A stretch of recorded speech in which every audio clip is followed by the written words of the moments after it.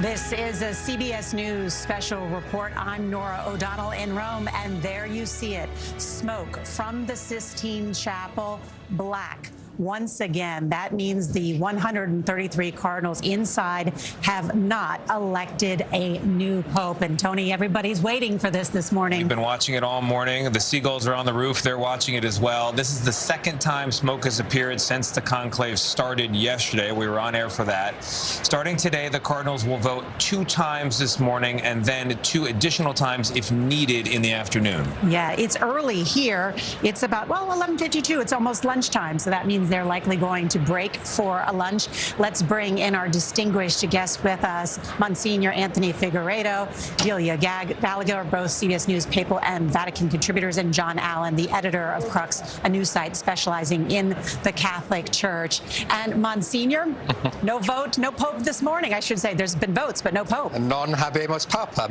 It's certainly a surprise because this would be the 3rd vote. And the fact that it's come out so early, perhaps they've sped things up.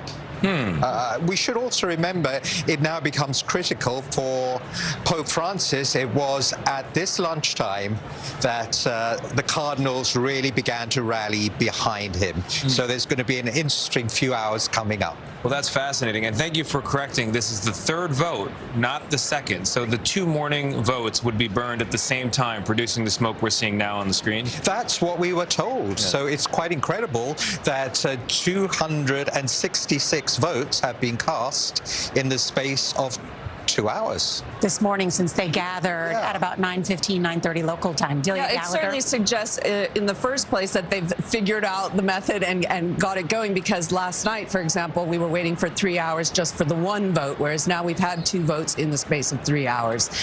And secondly, it suggests that there is some tug of war going on between 2 candidates, possibly more. Sometimes on the first vote, they say, you can put in whoever you really want to vote for, even if it's not the group idea. So, it suggests to me that they are really kind of trying to figure it out between maybe 2 or 3, right. And anything is possible from now on. So now, based on the recent history, we've had 3 ballots overall, 3 votes overall. We are really into the period where we could have a result, perhaps in the afternoon. I know the Romans are rooting for a primetime pope, as they might. There was huge viewership here in 2013.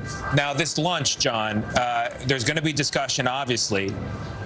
How spirited and how long do they break for lunch? Well, look, this is Italy. Every meal is important, but you can probably argue this is the most important lunch these cardinals are going to have, because, as Father Tony was saying, this is the moment in which we've seen the cards in the first 3 rounds. We kind of know who has a fairly significant packet of votes, who doesn't. And now we're going to figure out over this lunch, are we going to be able to get across that 2/3 threshold, that packet of 89 votes you need to be elected pope? Is that going to happen quickly, maybe as early as this afternoon, or is it going to take longer? In other words, this is the moment when things start to get awfully real. Oh, it is so fascinating and exciting. Let's go now to our Seth Doan, because he is in St. Peter's Square, where the crowd has been gathering all morning long. Seth?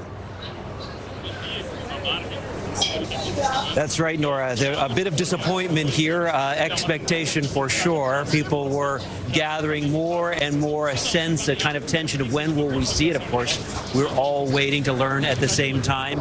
You can still see a bit of that smoke coming. The crowd dissipated a bit. Now people know that they have a bit of time until the next vote, but there is a kind of an excitement. Oh, there's smoke, and then, there was a kind of collective sigh of a little bit of disappointment, but certainly still excitement. We've been speaking with people here throughout the morning. One couple who came specifically when they learned the conclave was going to happen this week. They bought tickets to come from America, and I said, will you do anything else while you're here? And they said, no, we're here just to do this. And we've been watching them for hours just waiting, and they say they won't go to the Colosseum, they won't do anything else until they hear that there is a pope. Wow, it's incredible, Seth. When you look at that smoke, it is not only a signal, but it represents the incineration of the work of the morning, the paper ballots, the handwritten selection from 133 different cardinals, and the Latin on top, "I elect as Supreme Pontiff." When you think about the contents, there's something special as well. We have Maurice Dubois with us as well. Maurice?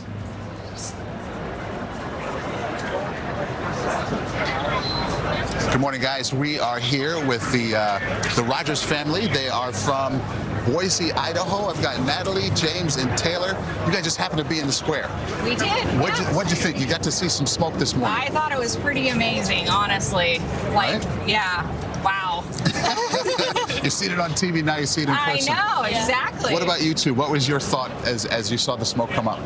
Just the crowd and like everybody's like on edge, whether it's going to be the anticipation. Yeah. Right. Now you guys just happened to be here in Rome, vacation. Yes. Yes. You're not Catholic, Nope. a Christian, but happen to be just kind of in the area. That's right. So how about that for a bonus vacation? Oh, you can't ask for more. Okay.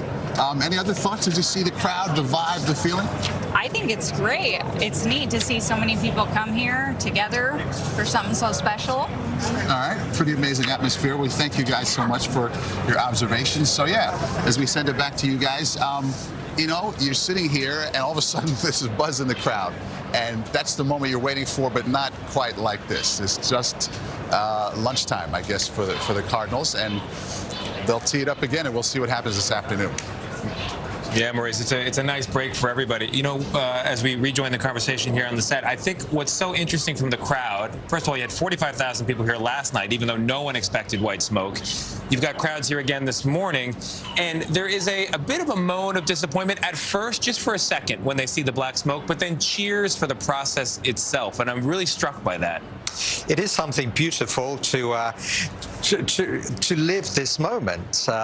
It shows the importance of the papacy and the great unexpectedness of this process.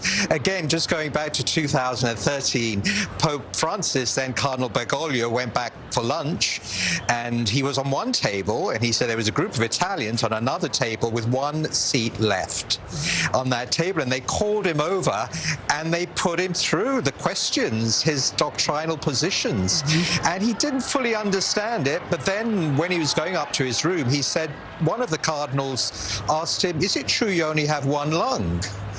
And he explained, "No, I've had an operation." But then he said, "I knew it was becoming dangerous. The election is coming." And that insight's so incredible, and a reminder of just how important this upcoming lunch is, where there will be a lot of conversations about who may be the next Bishop of Rome, the next Pope. Thank you all once again. Just to remind you, black smoke from the Sistine Chapel for the second time, signaling to the world no Pope has been elected. 133 voting cardinals will resume this afternoon after that lunch. If only we could be there and listen to what was going on. I really wish I could get in there. We can't, though. We will resume our work as well. Our coverage will continue on CBS News 24/7, your local news, and Nora and I will see you at 7 a.m. Eastern on CBS Mornings. This has been a CBS News special report alongside Nora O'Donnell.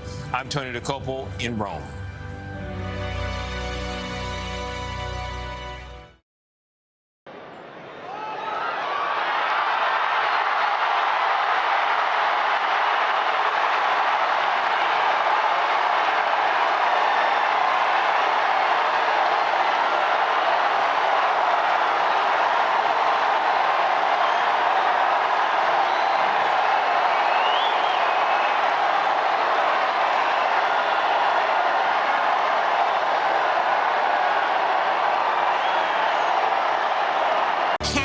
Hear it. The cheers across Rome and soon across the world. I'm Nora O'Donnell in Rome, and you can see it too. The white smoke. Just moments ago, the cardinals of the Roman Catholic Church sending the signal from the Sistine Chapel that they have elected a Pope. Maurice, oh my gosh, I have the chills. Listen to everyone screaming. It is a goosebump moment for all time. You can feel the moment. You can feel the crowd. You can see the smoke, and you know what just happened. Oh my goodness. Oh. It took what, a day and a half? Yes. For the Cardinals, 133 of them, to elect the next Holy Father. Folks had been getting, well, a little punchy, waiting for this to happen. We're not going to know exactly who it is right away. Only the Cardinals inside the Sistine Chapel know. It'll be about an hour before those balcony doors of St. Peter's Basilica finally open and the new Pope is announced to the world. And there it is. The bell is ringing. You can hear it and you can feel this moment.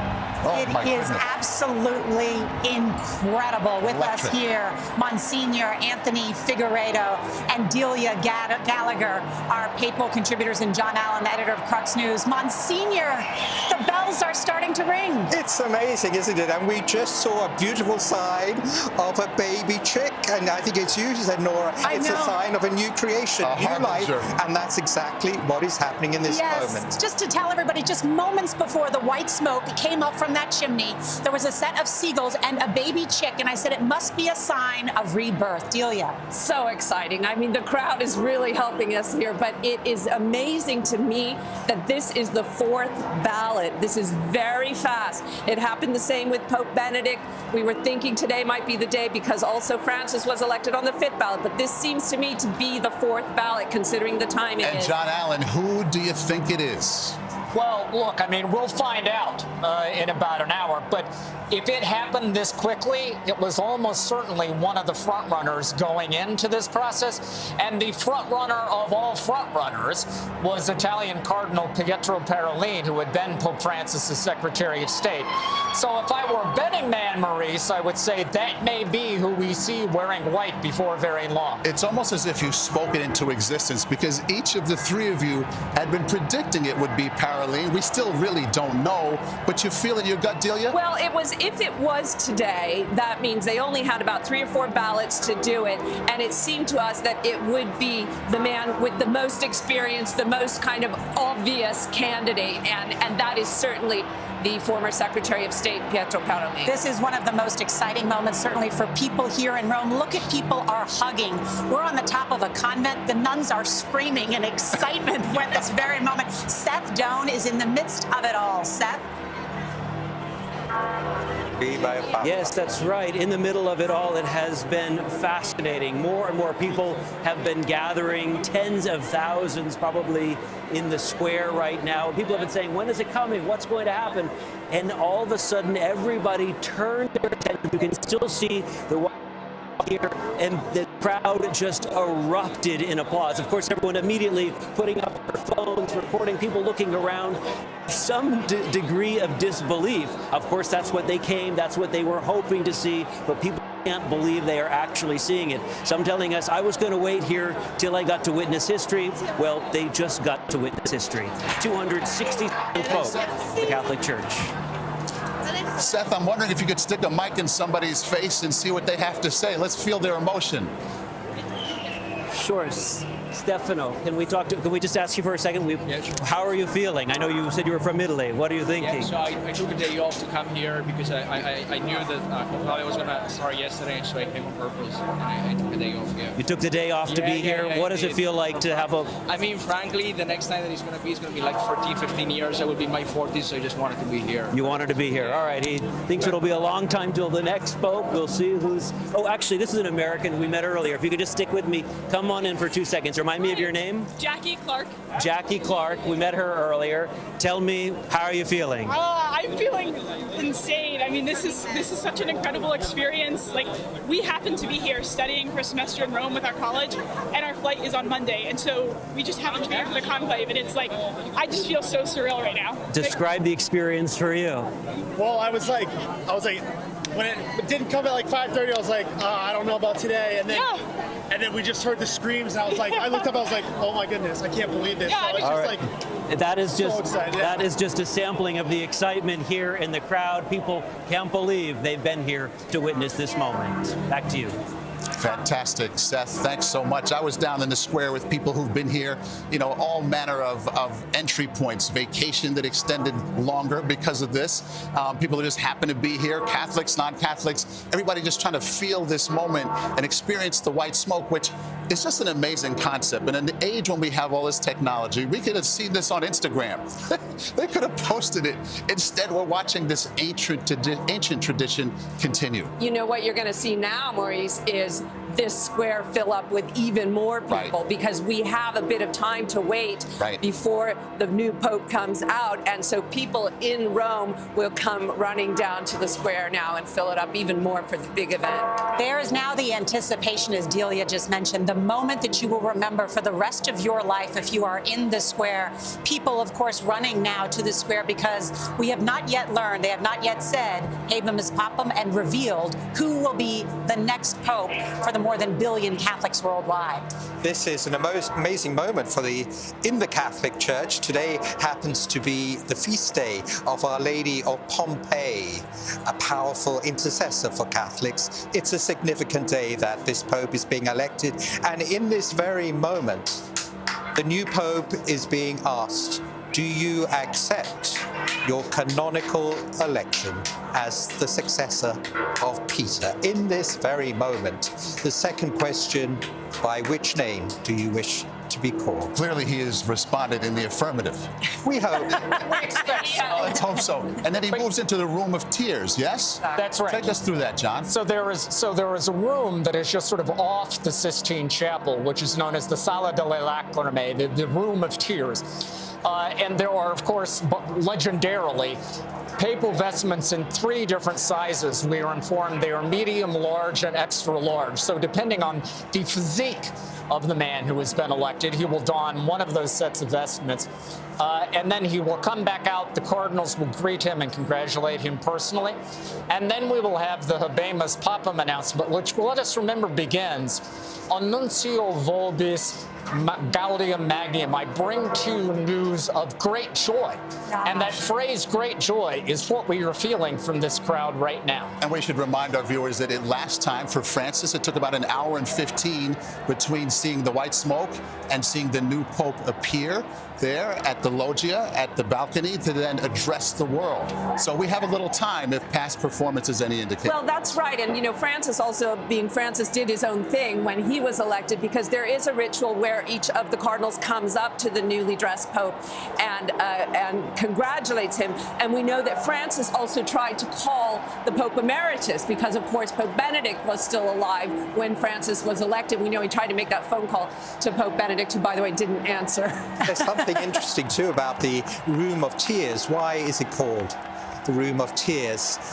Just by that beautiful fresco of Michelangelo just to the left of it, the Last Judgment. And it's the Room of Tears because popes are said to break down in tears. They now become the 267th successor weight of the St. Peter. And the weight of the office. And I think we're also just reminded what a global event this is by looking at the crowd. Look at how people are holding up the flags of their home country to remind that, yes, the Pope is the Bishop of Rome and, of course, the leader of the Roman Catholic Church. But as Pope Francis displayed, that we all witnessed, certainly, he is a moral voice and a global voice in terms of the values that he espouses, in terms of peace, for instance. There are sort of concentric circles to the papacy. At the inner core, he is the spiritual leader of the world's 1.4 billion Catholics. Beyond that, the next circle out would be he is, in effect, the leader of other Christians and followers of other faiths. And outside of that, he is this unique voice of conscience on the global stage.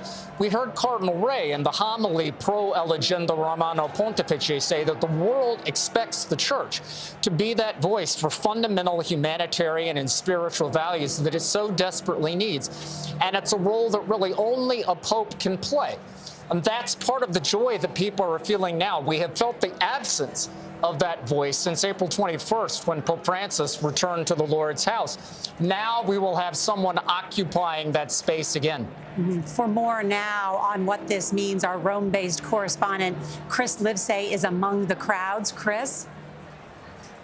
Nora, yeah, I wanted to just piggyback on what Father Figueiredo was saying about the Room of Tears, where the Pope will put on his vestments. I mean, and as the gravity of his calling sinks in. It's called the Room of Tears because so many popes have broken down and cried as they realize that their life will never be the same again. Remember when Pope Francis became the Pope, he reportedly told his fellow cardinals that he asked God to forgive them for what they had just done. And of course, it was in that fitting room, the Room of Tears as it's known, when he was probably already thinking of how he wanted to present himself to the city and to the world. And then, as we know, when he stepped out on the balcony of St. Peter's, I was there in 2013 when he shocked the world and was not wearing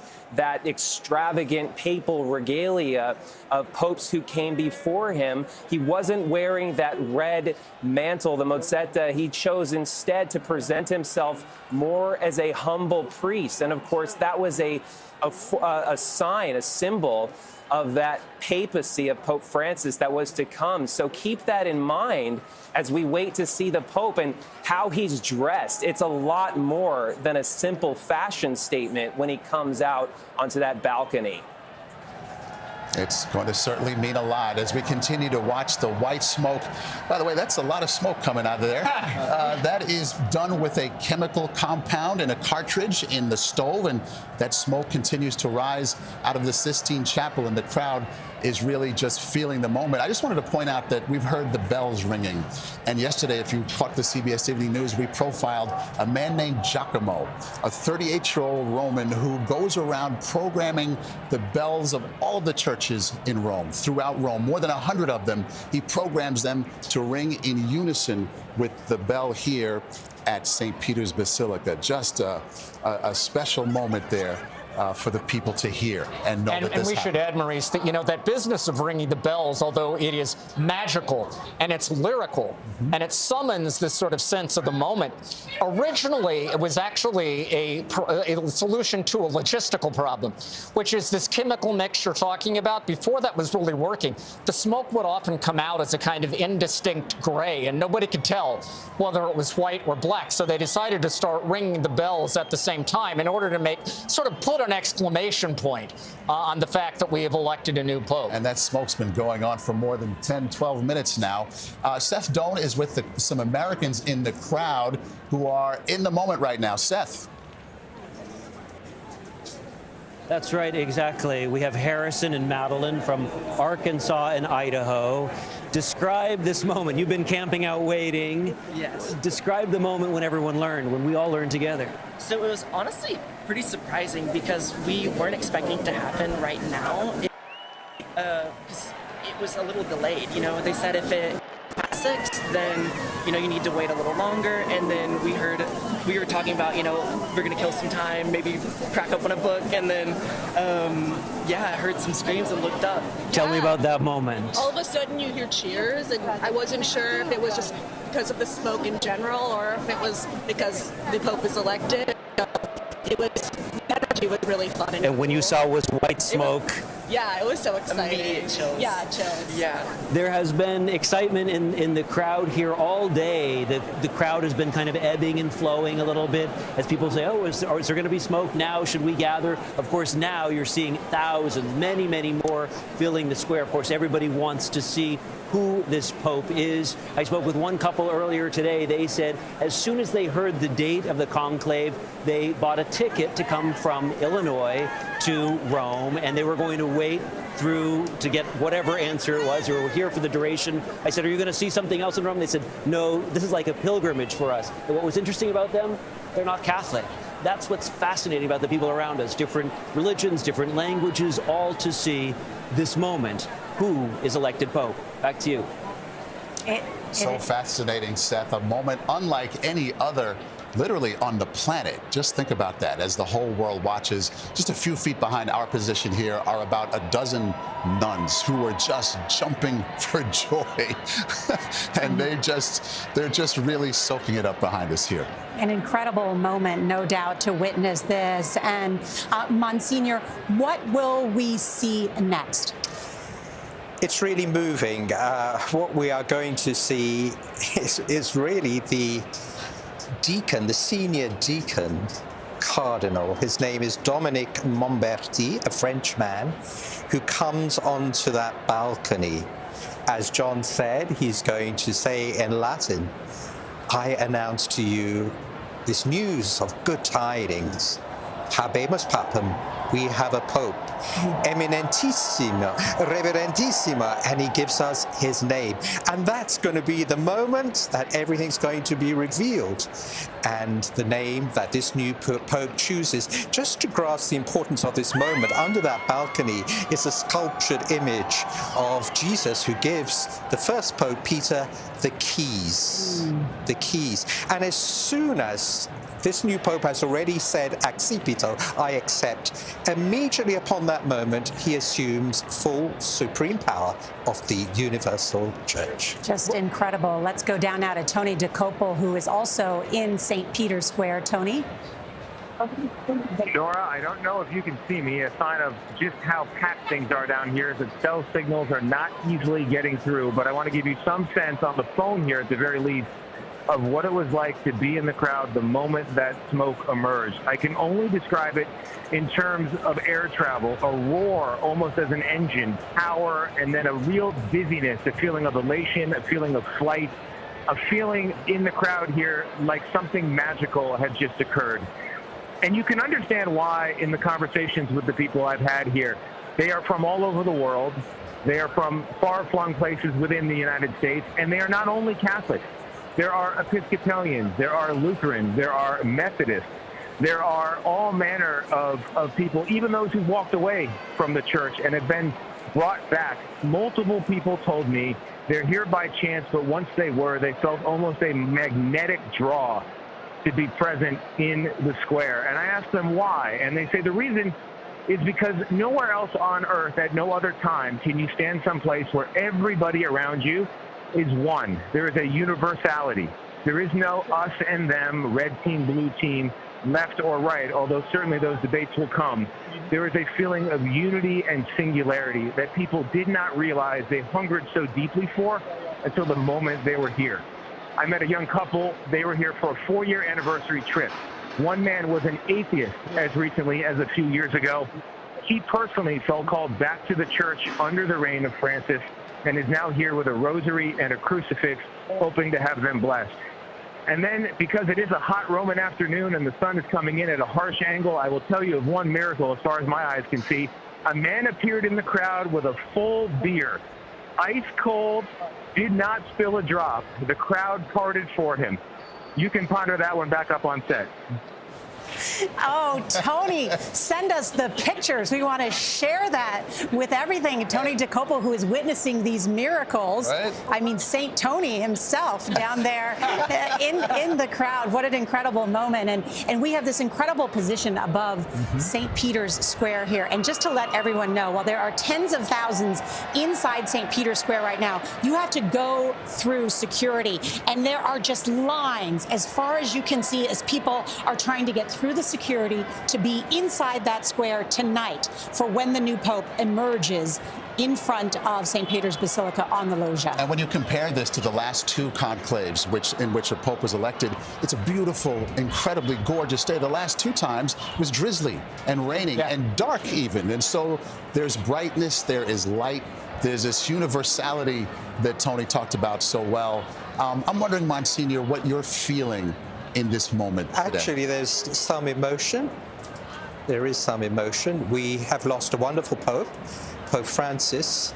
But I really believe that the Church in this moment needs a leader. And the Pope performs this function. Whoever comes out there, the Church has a father again, and that gives me great joy. It's a wonderful point that you make and a great question, Maurice. because I know how emotional you are, because this can mean a rebirth in some ways. And while Pope Francis was so popular around the world, an inclusive pope who moved this church forward in some ways, Delia, there was some divisions left in part because of him. And so this new pope will tell us something about what these cardinals want to do next. Oh, absolutely. Depending on who he is, that will tell us something of what the cardinals thought the direction should go. You know, there is a lot to do and a lot of roles for a pope in the Catholic Church. Yes, there are conservative, progressive divides, but what will be interesting immediately once he steps out on the balcony, you know, often the cheers go up, but people don't always know who the Pope is. That happened with John Paul II. It happened with Bergoglio as well, with Francis. But they love him anyway, immediately. And they say, even if we know who he is, we might... I'm hearing a cheer go up. I know. I'm just double checking. He hasn't come out already. That would be fast. But they also say that the office changes the man. So we don't necessarily know, even if we say, oh, he's a conservative or he's a progressive, we don't really know what he's going to do in his pontificate. We see we've got a marching band coming through now. I'm not sure if that's the... very Italian. Can't see it. Very Italian. Vatican gendarme band. It's the Vatican. Well, the Vatican Swiss Guards are coming out behind Swiss Guard them. come as well, Because there's a Pope. Remember, the Swiss Guards are the personal security force for the Pope. Yeah. So the fact that the Swiss Guards are now processing out means, once again, the Church has a Pope for the first time since the 21st of April. And there is someone for them to defend. And as Chris was saying earlier, when he does come out on the balcony, we will have an immediate impression by the way he is dressed and by the way he addresses the crowd. You remember that Pope Francis came out and said, brothers and sisters, good evening. And that impressed everybody because it was such informal language compared to what popes usually do. So we'll have an automatic impression, whoever he is. Everything they say, do, and wear will, in fact, have meaning and will be parsed as such, right? Absolutely. What is going on right now inside the Sistine Chapel? Okay, we've got the Room of Tears. We've got the vestments being put on. Do the cardinals get up and walk out?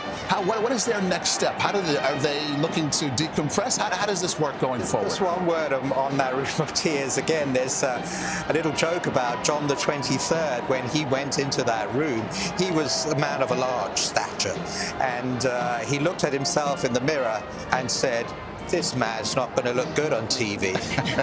So there may be some of that going on at the moment. But then, very importantly, each cardinal goes to the new pope and pledges obedience and respect.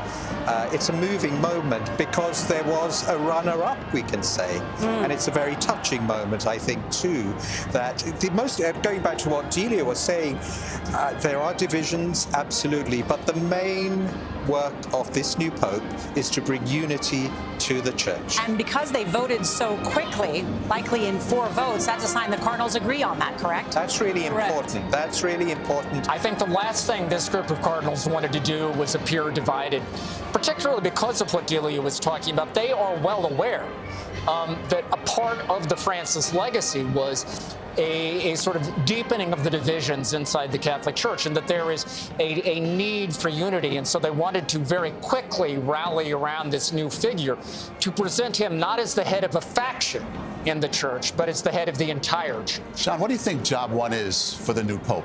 First thing on the agenda should be, or will likely be? Well, we always say that the fundamental job of a pope is to confirm the brothers and sisters in the faith. That is, to give them a sense of hope that this faith has life, that there is fire under the ashes, so to speak. And that's why we're saying that these first moments on the balcony are so absolutely critical, because it sets a tone. And if the Pope comes out, which I am quite confident he will, and is warm and joyful himself, because this is a crowd that desperately wants to fall in love with this man. Okay? So there is very little he actually has to do to win them over. And I'm sure he will do it. And speaking of that crowd, Tony DeCopel is down in the square. Tony? Nora, thank you for coming back to me. I've got so much more to say. It's been a beautiful experience. It's hard to fight back tears. Each and every person here is feeling something, and it is an ocean of emotions. I said earlier that some of the different branches of the Christian, all Christians in a real sense, not the branch of the church, but the original trunk. And that's what I mean by that universality. And people who find themselves here by chance, they really feel it is a gift. They tell me they feel chosen for this moment. Like the work of the electors happened in there, but in some sense, they were also part of the act, the creation, the choice of this Pope. And when the smoke went up, they all yelled, "Hello, Papa!" And I can only imagine what they'll say when the Pope actually emerges out there onto the balcony. Another matter here is there are, of course, flags that people are waving, but there are also items that they want blessed. There are rosemaries, there are a crucifix, there are backpacks and T-shirts and tokens from their lives that are important for some reason. There was even a woman from Pittsburgh who had, if you're a Pittsburgh Steelers fan, the terrible towel, the yellow towel they wave at football games. She held that up and wanted a picture in front of the church. People come from all over for so many different reasons, but they all get the same thing, which is a truly magical moment in the deep streams of time and history, and it is just so beautiful. Tony DeCopel, thank you so Father much. Figueroa, is this a time for a rosary? Just asking. I think many rosaries have been said in these days. In this moment right now? Absolutely. We've been praying for a good successor to Francis. And I believe we were just talking about Our Lady Untie Her of Knots. Yes. Is that true, Nora? Yes. A great devotion of Pope Francis, and Our Lady has untied this knot for us. Yes. And our Chris Lipsey is inside, was inside the St. Peter's Basilica today. Went to Mass. Chris, what are your thoughts at the moment? Well, I was inside the Church of St. Mary Major. That is a papal basilica, and it happens to be where Pope Francis was buried. And what's significant about it is there was a traditional Latin Mass that took place there.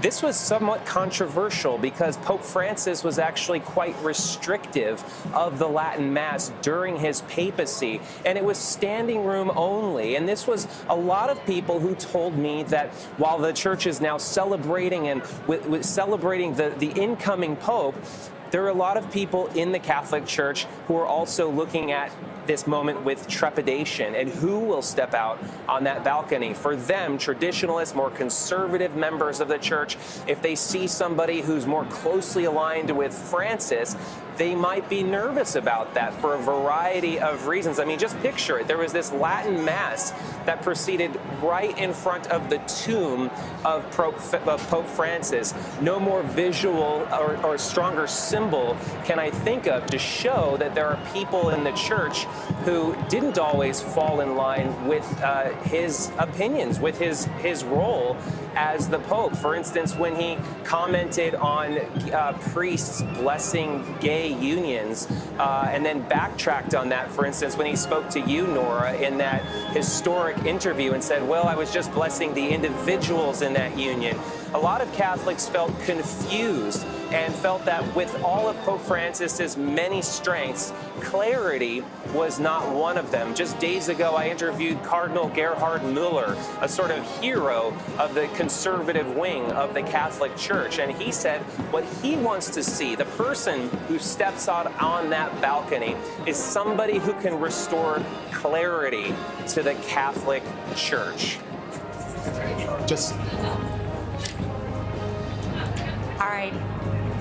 Chris Lipsey, thank you so much. And what you are seeing now is the Swiss Guard, as well as the Vatican band down there below. And what we should note also is that 3 popes in a row now have been elected on the second day of the conclave. A remarkable set of events, meaning, of course, these cardinals move much more quickly than they have in the past, which is a sign for the Catholic Church. Want to go to Seth Doan. He is down in St. Peter's Square. And Seth, you must be seeing firsthand the crowds that are just streaming into the square to witness this moment, to see for themselves who the new Holy Father is. You're absolutely right, Nora. I just want to give you a sense of what it's like to be here right now. If you could Sam, take a look around here. It is packed. We are getting more and more crunched in this space as tens of thousands of people, Sam is giving you a sense here, are filling the square, coming down Via della Conciliazione, the main promenade leading up here. You can see the media, of course, there. We've been looking around and seeing nuns and priests in the windows, on the balconies here. A lot of these buildings are owned by the Vatican, so even though we're technically in Rome, this is Vatican property around us, and we're seeing the nuns and priests looking out, taking selfies. Turn around here, Sam, also. Come to your left, just to give you a sense of how packed it is at this point. When we were here, people were around and people were looking, but now that they've heard there's a new pope, we're sandwiched in here. And you can see the sun is kind of going behind St. Peter's Basilica, so it's very hard for people to know exactly what's happening. We're watching these big screens, watching some of the Swiss guards, watching the band, but people are really arching their necks and say, when is the Pope going to come? What exactly is happening? There is a sense of joy, there's a sense of curiosity, a little bit of wonder, I would say, and a great enthusiasm here in the square. Ever less space. Seth Doan, thank you so much. And I love that Seth has pointed out the sun and how it is shining on the back of St. Peter's Square. It is sparkling here in Rome. And that's in part why this crowd is not only joyful, but they're hot down there. No doubt they are hot, but willing to wait, because it's not just to see the new Pope. It's to hear what he is going to say. And to get a reminder, too, about just what a global event this is. Bells are ringing at churches all around the world. My 17-year-old son is texting me, who is the Pope? So we should talk about that. Who could be the next Pope? People want to know. What's happening right now? Well, I think the facts that the cardinals, 133 of them, the largest number in history, 2,000 years, have rallied around one figure after 4 votes is very significant. I really do believe it's one of those leading contenders, and dare I say it could well be the past Secretary of State. Obviously, we were hearing about other cardinals, Cardinal Luis Tagle from the Philippines. We were hearing about Cardinal Matteo Zuppi, the president of the Bishops' Conference. We were hearing about Cardinal Peter Erdo, more to the right. I rather suspect it is one of those leading candidates. Well, I think also with 133, if they needed to come and converge on one candidate, it might be the one that they thought had the most experience and was most known to them, which may be the Secretary of State. There's a good possibility of that. I mean, I think what is clear is that in a group of cardinal electors, again, 133, largest number in history, where all of these cardinals would say they did not know one another particularly well, to come to a consensus this quickly would suggest they did pick somebody who was a relatively known quantity, who even if they didn't know him personally, felt that he had played enough of an institutional public role that they had a sense of who the man was. People are chanting down there in the square. Can't make out exactly what they're saying, but we're looking as members of the Italian military have joined in the march, the procession into St. Peter's Square. People are still trying to make their way in and flood the square and enjoy the moment. It has been about a half hour since we saw the white smoke, so which leads us to wonder what exactly is going on inside there. What are they doing? What might they be doing right now? Well, you know, Maurice, I was thinking about that because I think you should put yourself in the feet of the Pope. There's Cardinal O'Malley down there with Archbishop of Boston. Franciscan brothers. They may well be hoping to see a Franciscan come to the loggia. That other picture is the central balcony of St. Peter's, where the Pope will step out and where we will hear the Habemus Papam. Archbishop Gallagher, who is the #2 to the Secretary of State as well. So these were non-voting cardinals and church officials who come out as well. Also very interested to know. They don't know either. But, you know, his job sort of depends on the answer to this question. But to answer Maurice's question, one thing that the new Holy Father will do, right, is go pray by himself in the Pauline Chapel, and there right? is an amazing painting of Michelangelo, the last painting of his, when he was 70 years old in that chapel. It's stark. It's almost severe. St. Peter on his back on a cross. And he stares at the new Pope, and the new Pope stares at him.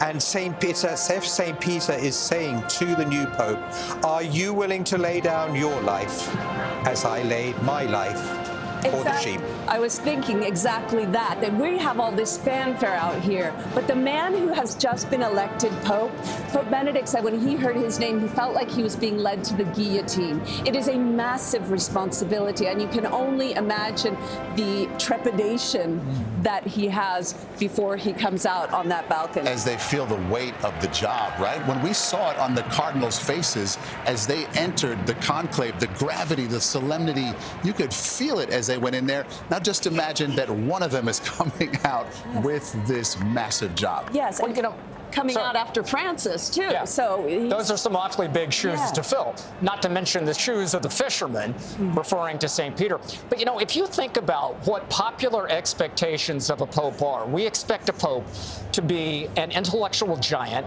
We want him to be a global statesman playing on the global stage. We want him to be a Fortune 500 CEA. We want him to be a media rock star. And, by the way, we want him to be a living saint.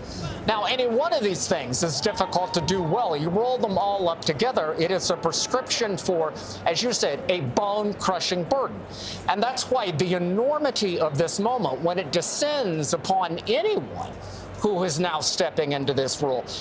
Just think about the emotion that you must be feeling. And I think that's why that moment of prayer in the Pauline Chapel is so important, because it is a reminder, yes, I have assumed this enormous burden, but ultimately, I'm not in this alone. I have St. Peter to intercede for me, and I ultimately have God to rely on.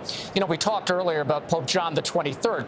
One of the things that Pope John famously said is that I could sleep at night knowing that ultimately God is in charge of the church, not me. Yeah, absolutely. And just looking at this, that's the reason I believe that this enormous crowd, and people are literally running through the streets of Rome now to come to this piazza, get behind this new Pope. I'm thinking of other elections, political elections. There's joy, but there's also an enormous amount of sadness. Yes. There's an enormous amount of bitterness. That's not happening here. And talking about running into, let's go down now to Tony DeCopel, who is in St. Peter's Square, who is running into people in St. Peter's Square that he has met in the past couple days while doing reporting. Tony? It's an amazing thing. I've got two quick notes, one on connections and the other on change. When it comes to connections, we're in a crowd of thousands, tens of thousands. And over the last 2 days, we've talked to dozens of people. In the last few moments, we have run into not one, not two, but three different people from our journey. One in particular, John Swerk from Pittsburgh, Pennsylvania, as I recall, is here for a conference of tattoo artists. He ran into us, asked if we thought he should go here. He said he changed his plans, left the conference, turned around to be here. He thanked us for that reminder and that reconnection to his faith. That was an amazing moment. And then when it comes to change, wandering around here the last few days, you see the travel on people's faces, the long journeys, the expensive flights, the $900 Airbnbs because everybody jacked up the price, the hot sun, the tough weather, the colder night last night. In an instant, when that smoke came out, all of that fell away. The burden of the journey, the burden of the travel lifted. And that also feels like what contributes to the sense of elation, almost a floating feeling here in the crowd of thousands. Thank you, Tony. And Monsignor, as I'm watching this, I can't help but think what it's like to be a priest as you are, and a priest as this next Pope will be, because after all, you're a man. You're a human. But there are expectations placed upon you that are greater than anything else anybody else has to deal with. I know that's what you signed up for, and I know that's what this cardinal who's about to be elevated has signed up for, but can you give us a peek inside what that's like? Yeah, you're almost giving me the shivers because effectively the new Holy Father is our boss. But even before being a boss, he is our Father. So we do look to the Holy Father for direction in our priesthood. We look for encouragement. We look for those qualities that we've seen in John Paul II, in Benedict, and in Francis. John Paul II, who opened people's hearts. Benedict, who filled people's hearts with good doctrine. And Francis, that compassion, that mercy. It's going to be fascinating. This is a magical moment for us as priests to know what gift does this newly Holy Father bring to the world. And he's going to be helped, just to piggyback on what John and Delia said, he's going to be helped above all by the grace of the Holy Spirit. Beautifully said, beautifully said. Seth Doan is down there with the crowd and talking to people. Seth? That's right, ever less space to speak with people, but I'm here with Jude Wassel from Massachusetts. Describe this moment, this feeling when you looked up and saw white smoke. Yeah, I mean, it's absolutely crazy. I was just down the square a little bit, and we started running up as soon as we heard that there was white smoke, and everyone was cheering. So it's just a lot of like anticipation, and you can feel the excitement. It's kind of muddled right now because he's not out, obviously, but it's a lot of anticipation. What do you want to see? You're Catholic, you said. Mm-hmm. Who do you want to be Pope? What do you want to see? Yeah, I mean, I haven't done my research as much as I should have on the upcoming cardinals and who's looking like a prime candidate, kind of. But I'm really blessed to be here for this experience, and I think every Catholic here and everyone is just thankful for a new Pope so soon. Yeah. Perfect. Yeah, that was one of the big things here. Thank you very much, Jude. Was showing unity, having a Pope selected within a couple of days. We were talking just yesterday, John Allen's prediction that it would come by the end of the week. The Catholic Church really wanted to show unity behind a figure who could lead it, and people here in the crowd were certainly hoping to see the same. They said, we'll wait as long as it takes, but there's a lot of joy that it's happened so quickly. Back to you.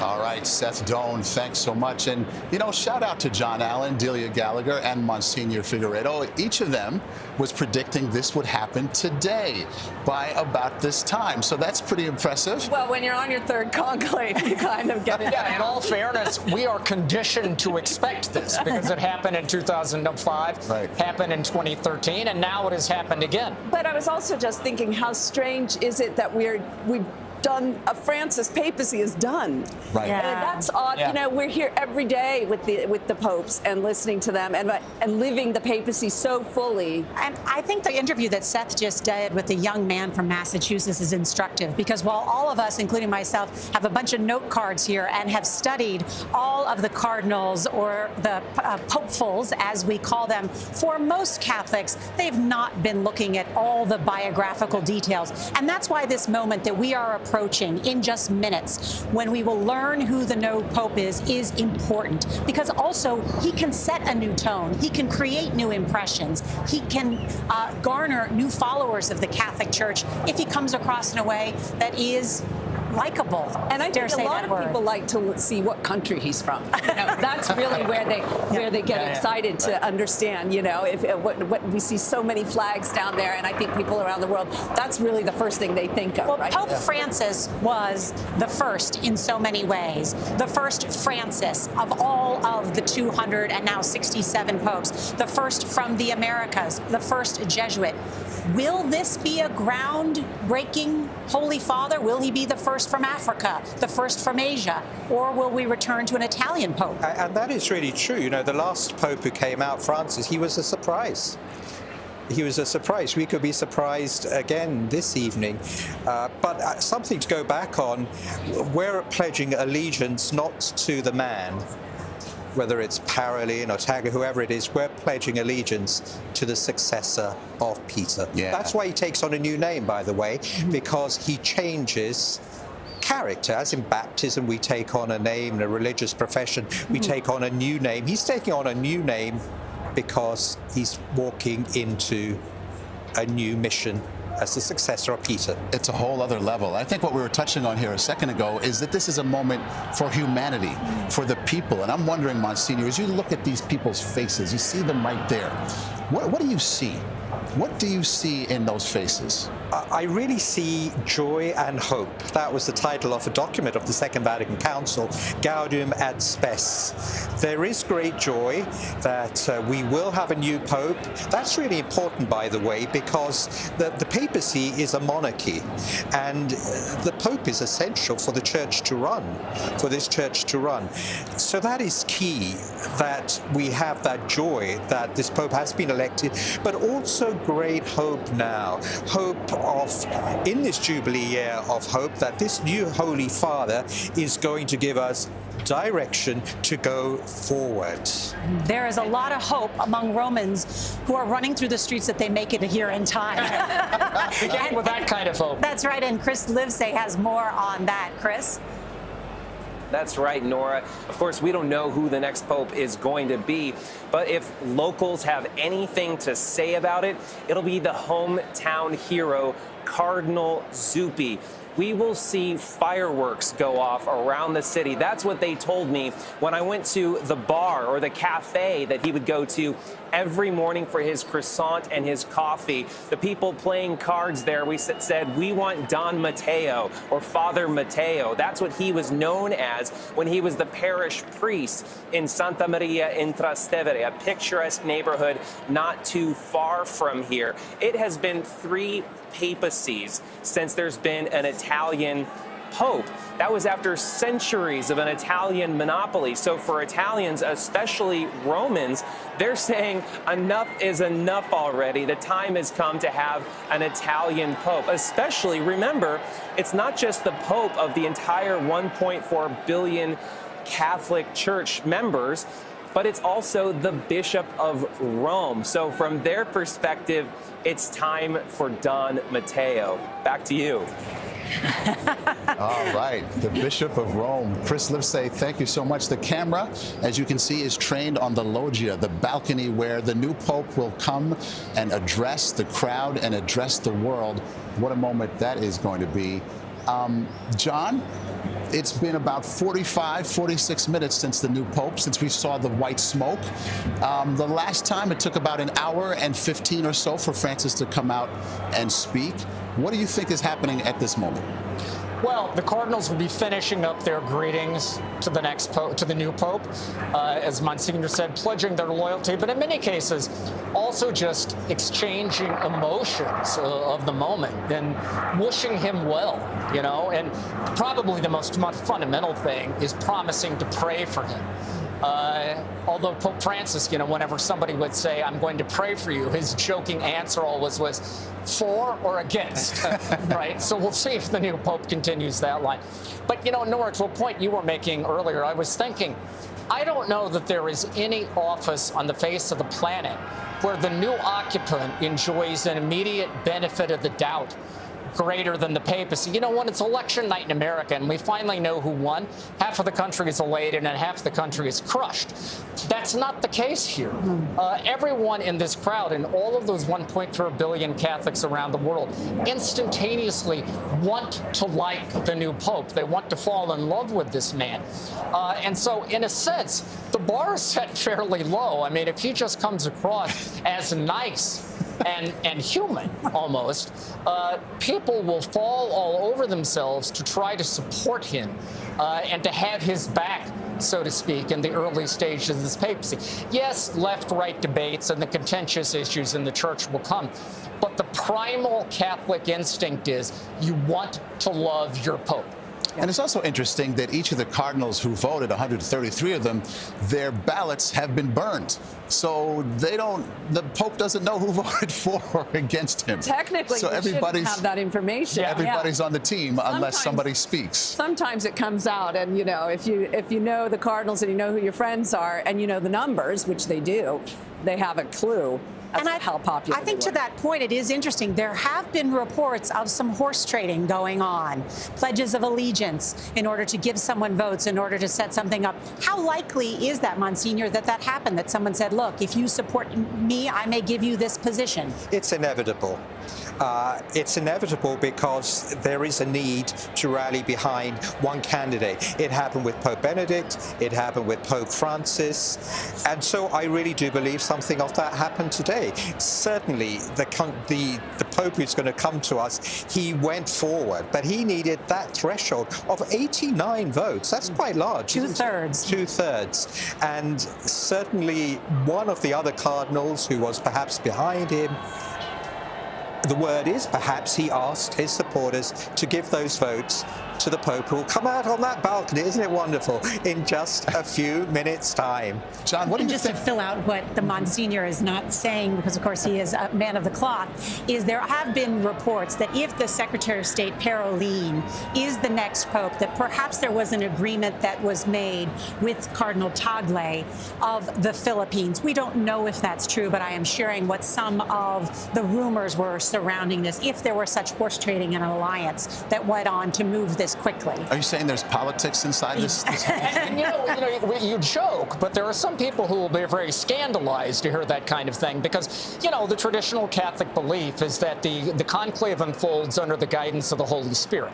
And so some people expect this to be a very pious exercise. But, as the famous medieval Catholic theologian Thomas Aquinas reminded us, grace builds on nature. It doesn't cancel it out. What that means is the fact that there's a spiritual dimension to this process doesn't make it any less human, and therefore doesn't make it any less political.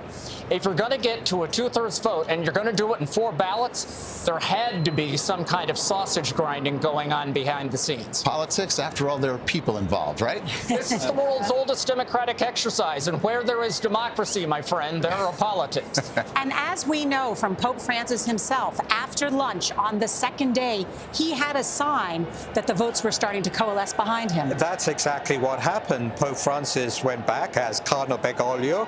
There was a table, lunchtime, with 1 seat left on it. A group of Italian cardinals, and they beckoned Francis to come to their table, and they gave him a question time on what are his positions on liberation theology, on the ordination of women, etc. And Pope Francis says I didn't understand it at that time. But then when he was going to the lift, one of the cardinals asked him, "Is it true you only have 1 lung?" And he said, "No, I have half a lung." But then he said, "It became really dangerous for me. I knew that the election was nearing in on me." Wow. So, Delia, as you hear these crowds singing songs and chanting, almost at a level of a football game, right? And I mean that in terms of a soccer match here in Europe. What do you think of that? Well, I just think it's a beautiful representation of the universal church. That's what Catholic means. And even though many of those people may not be Catholic, I think obviously there is a wonderful attraction to the majesty and pageantry of the election of a new pope who symbolizes this wonderful moral authority for many people, symbolizes a tradition which has great respect around the world. And I think that is why we see so much interest. Why is there so much interest in this? This could just be a thing for Catholics, but it's a thing for the entire world. And we said that before. Even secular people are interested to know who the Pope is. And part of that is because he does stand as a moral authority in fact, in the world. The first address that he will give on this balcony is called the Urbi et Orbi, which means to this city of Rome, I'm the Bishop of Rome, but to the entire world as well. It is 7 p.m. here in Rome, 1 p.m. in the East, and it was just about an hour ago that white smoke billowed from the Sistine Chapel chimney, alerting the world that a new pope was elected. We witnessed it. Oh my gosh, the crowd went wild. Electric moment. It really was. Unlike the nuns any other. right over here were screaming. It was just incredible, a moment people will never forget. The new pontiff will appear. That will happen shortly on the balcony of St. Peter's Basilica. All eyes are trained on that balcony. It was the unbelievable moment. We're going to show it to you here. The crowd realized there was a new leader of the Roman Catholic Church. Listen.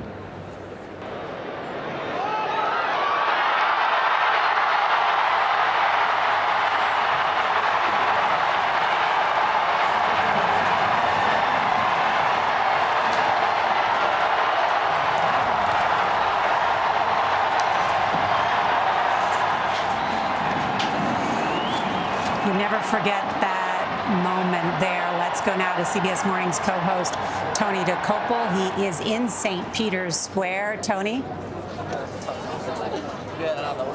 Hey, good to see you guys again. It's so amazing to experience the stages of emotion down here. They had that moment as the smoke came out, which you just played. People had their phones out, of course. They're recording it because they want to share it with folks back home. Then there's the attempt. You see people trying to send the videos and the text. The cell service is so bad it's not going through. So they reach to the old-fashioned method. They make a phone call. I've been looking around, and it's phone call after phone call after phone call. I've been yelling out, "Who are you calling? Who are you calling?" It's very often, Mom. You'll never guess where I am. You'll be so happy to know. They call their wives. They call their children. I met a man named Matt, a father from Kansas, Lawrence, Kansas. He's the reporter on the scene here. Happened to be here for a trip, but his daughter Kate's Catholic school there, I want to get this right, the Corpus Christi Catholic School in Lawrence, Kansas, they said, "Could you shoot some video for us?" I'm here to tell you, Kate, your dad's doing a great job. He's trying to send the video back, and it looks fantastic. We've reviewed it. We got to pray for a cell signal in the meantime, though. I'll send it back to you guys. Maybe you can help.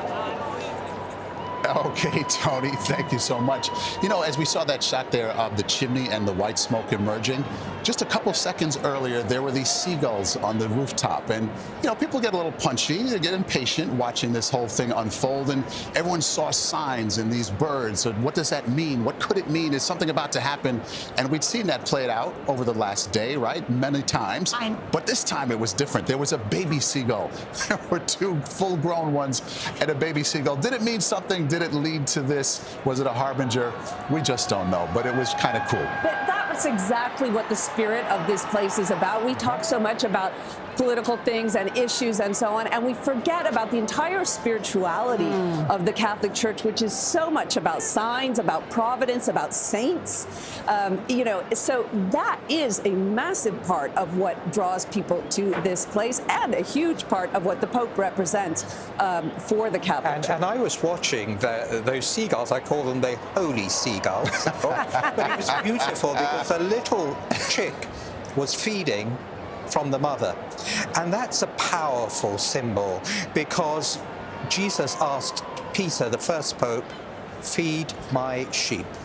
Is there a greater symbol, a greater sign than that was given just as that smoke? What we have here is a parable writing itself live on television for all the world to see. How about that for a moment? Yes, and that will be one of the discussions, no doubt, about whether this new Holy Father will have a pastoral approach that has been similar to Pope Francis. Was praised that Pope Francis really did reach out to the peripheries in an attempt to put the focus back on the poor and the marginalized. Yeah. Now, of course, to be fair, we have to accept the fact that there is not going to be another Pope Francis. Even if this Pope steps out and we learn he's taken the name Francis II, that doesn't mean he's going to be a photocopy of the man who came before. Each Pope brings his own personality. Cardinal Roulette. There we see Cardinal Mark Roulette. Cardinal Casper. Yeah. Former Archbishop of Quebec City in Canada, and then head of the Vatican's Congregation for Bishops. And we see flags from all over the world. All over the world. And in the crowd is our Seth Doan one more time. Seth, what do you have? Don't move. I'm just in the middle of this crowd here. It's getting ever tighter, as you can tell. Tens of thousands of people are packed. And it's interesting to hear why so many people are here for so many different reasons, from so many different countries. We're seeing people leaning out of windows, leaning out of balconies. And I'm struck by how many times, living here in Rome for so many years, how many times I walked through the square and different holidays, and Easter, at Christmas when the Christmas tree was up, at night, late at night when there was no one there.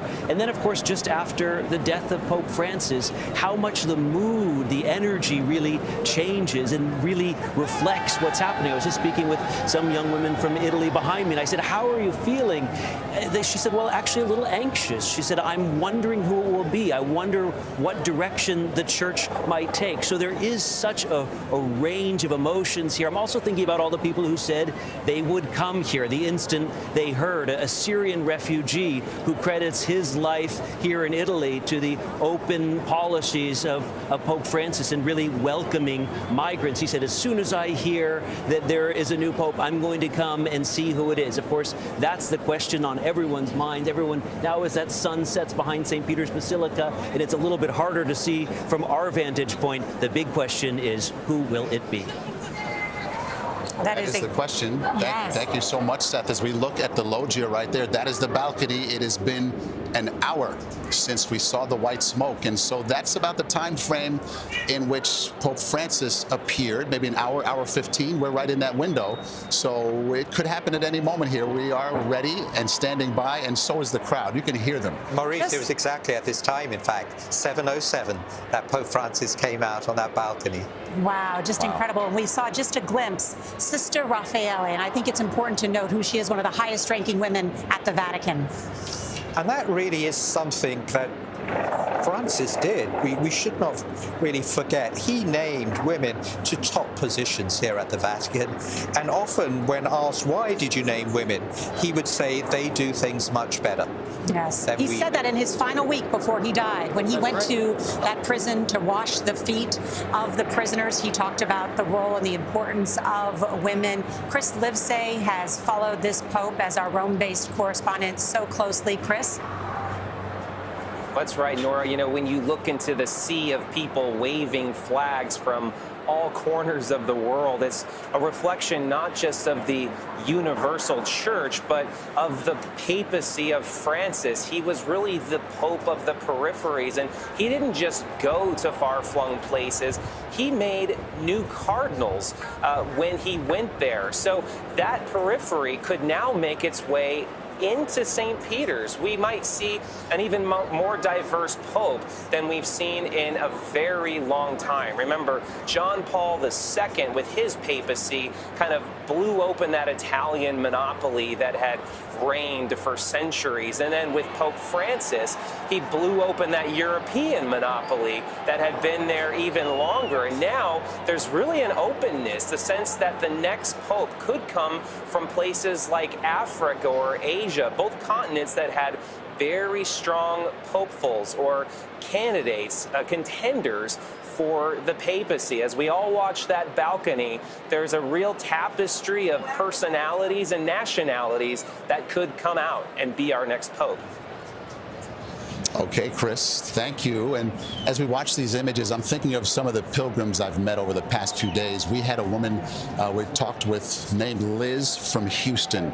She was supposed to be here at 7 a.m. yesterday, landed instead at 7 a.m. today, had to spend 12 hours on the ground in Newark because of plane issues. She fought through it, spent a night in a hotel, and made it here, and was so excited. She was here in time to see the black smoke, and she was so just popping with excitement as if she had just had an espresso.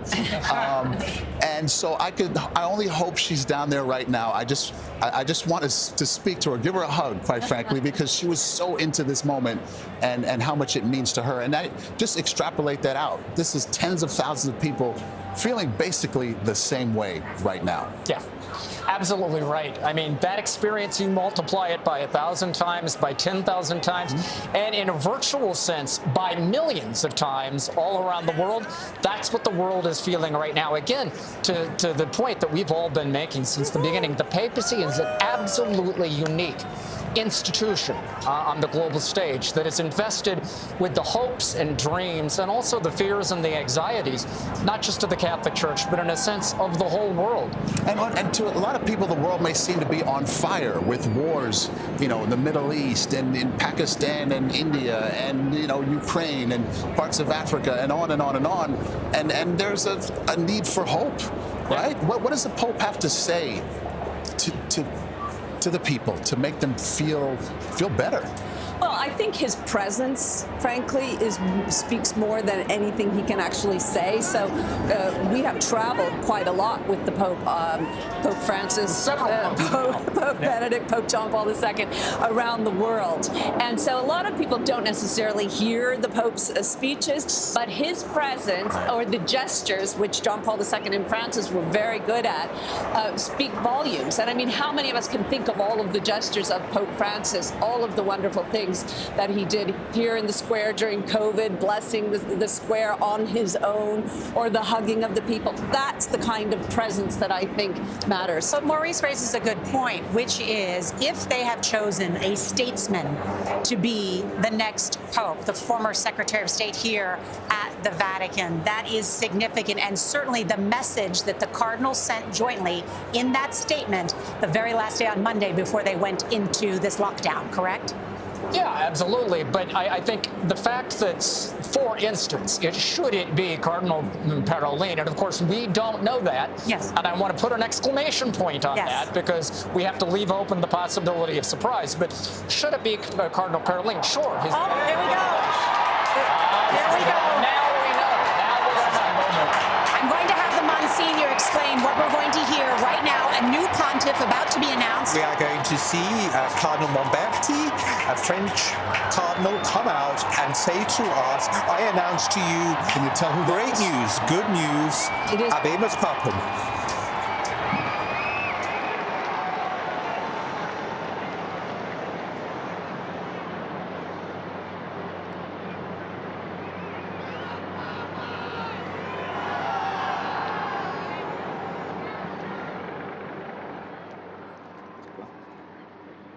Annuncio vobis gaudium magnum.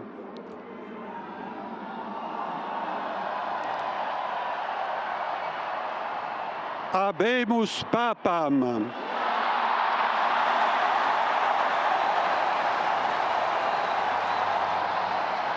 Eminentissimum, ac reverendissimum Dominum, Dominum Robertum Franciscum, Sancte Romane Ecclesiae Cardinalem Prevost, qui sibi nomen imposuit Leonem XIV.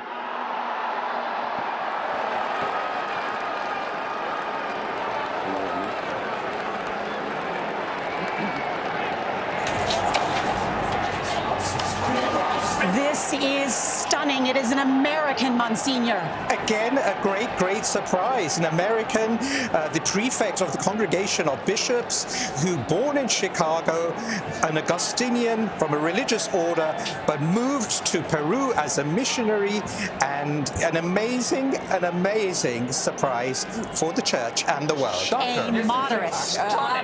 Stunning moment, because of course it used to be said for 2 centuries that the idea of an American Pope is unthinkable, and here we have an American successor of Peter.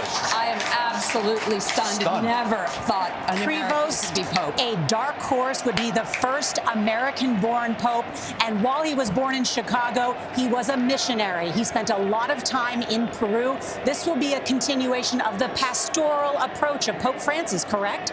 Absolutely. I mean, we will see what he brings to it. But first of all, I can't believe we have an American Pope. That is just amazing. Yeah. The likelihood of that was near zero as far as everybody was concerned. Now, to be fair, I mean, there was a good deal of chatter around Cardinal Prevost, now Papa Prevost, in the run-up to all of this. But of course, you're right. For a long time, the idea was you can never have an American Pope because you can't have a superpower Pope. But, you know, the world has changed in the 21st century. America is no longer the world's lone superpower, and these cardinals don't really care about nationality anyway. He also knows many of these bishops really well. Exactly, because he has worked here at the Office of Bishops. That is a vital point. He has pastoral experience in Peru, and he has worked here at the Vatican. That has surely been very decisive. So the imagery of all those cardinals there, smiling and looking. Well, I can see Cardinal Wuerl there. Wuerl, formerly the Archbishop of Washington. You've got to figure he's an excited man right now. Oh, I think the American cardinals must just be thrilled. Well, so he has a worldwide sort of point of view. As we said, he did a mission in Peru. He served as the head of the Vatican's very powerful dicastery for bishops under Francis for the past 2 years. What does that mean? What did he do? Well, essentially, the dicastery for bishops is responsible for naming bishops all around the world. As I like to say, it is a great way to make friends in the Catholic Church. So he has a lot of friends. He already plays a big role here at the Vatican, no doubt, so he is well known. And I think, interestingly, too, he was a math major at Villanova, which is important as the Vatican's finances are in trouble. Oh, he has got quite a number of good things about him. He is also an Augustinian priest. Which means? Which is an order, and we were just saying today is one of their special feast Our Lady days. of Grace. And John and I were saying earlier, well, maybe that's a sign. He also studied here at the Angelicum, a Dominican university, so he has quite a number of boxes ticked in that. And John, you describe him as someone who could put a positive face on the church. What do you mean? Yeah, well, he is considered a man of great dialogue, a man of great openness, a man of great balance. And let me also say that at a personal level, he is just extremely affable. He is a very nice guy, very easy to like. I think the world will see that tonight. Cardinal Robert Francis Prevost is the next Holy Father. Seth Doan is in the square with some Americans reacting to this news. Seth? Let me tell you, Nora, we were all looking toward that balcony. The crowd, it's like everyone raised 2 feet as we were starting to hear. And then when we heard the name, people looked around and said, an American Pope, an American Pope. And I looked out of my corner of my eye and saw these 3 Americans saying, is it an American Pope? Oh, what are you thinking? Never thought I would have seen the day that there would be an American Pope. Yeah, especially now. What do you mean? Expecting this. I wasn't expecting it at all. Like, I left work early. I mean, don't tell my boss, but I'm glad I did. What does it mean to you as Americans to have an American Pope? What do you think it means? What do you hope it means? I mean, it's great. I mean, we're feeling very patriotic. But I think we're still processing. I know, it's still, like, it's so fresh. I mean, I just really hope that, like, this American Pope, he can, keep the train on the tracks rolling that Francesco did. The previous Pope, keep the church moving in the same direction. That's what I hope. It makes people proud. If I can summarize it, even there was a gentleman from Paraguay who was standing next to me. His mouth dropped. He said, an American Pope. That is the feeling here. Surprise, shock, excitement, hope. The mix of emotions continues as their space decreases. The emotions increase. Back to you. It's a tribute to Leo. Oh, man. Seth, thank you so much. Pope Leo XIV. That is the name. Is it the 14th or is it just Leo? It is the 14th. It is Leo the 14th. Let that sink in. What does that mean? It's a wonderful name. The Pope Leo XIII, and a new pope always builds on a pope whose name he takes. Do we have 13th was a great reformer at the turn of the 20th century. He issued a very major encyclical, Rerum Novarum, on social justice. So what I think we are seeing here is a pope who is continuing in the footsteps of Pope Francis, at the same time an American who can bring some order to the church's finances here, and a very affable, good man. Let's go down to Tony DeCopel, who is in the square. Tony? Nora, I am an American, Chicago-born. It's a famous line in American literature, a Saul Bellow novel. It could now apparently be the beginning of a memoir for the next pope. That news that an American-born pope will soon appear on that balcony has spread through this crowd with a mix of bewilderment, excitement, shock, joy. It has been a marvel to see. The phones were out, of course, in our modern age, to take in the moment of the announcement, this great joy we have a pope. Immediately afterward, the heads were down as people Googled the name. Who is this person? Where did he come from? American, or is there something else? And of course, there is something else. I would characterize the condition of the crowd here at the moment as still processing, as I send it back to you. Yes. All right, Tony, thank you so much. As we let this sink in, that Pope Leo XIV, an American, Robert Prevost, Cardinal originally from Chicago, is now the Holy Father. The last thing we were expecting. United States, really? And it's actually happened. So to try to absorb that, let's bring in our panel here. John, what do we think we're going to expect from Leo XIV, the American?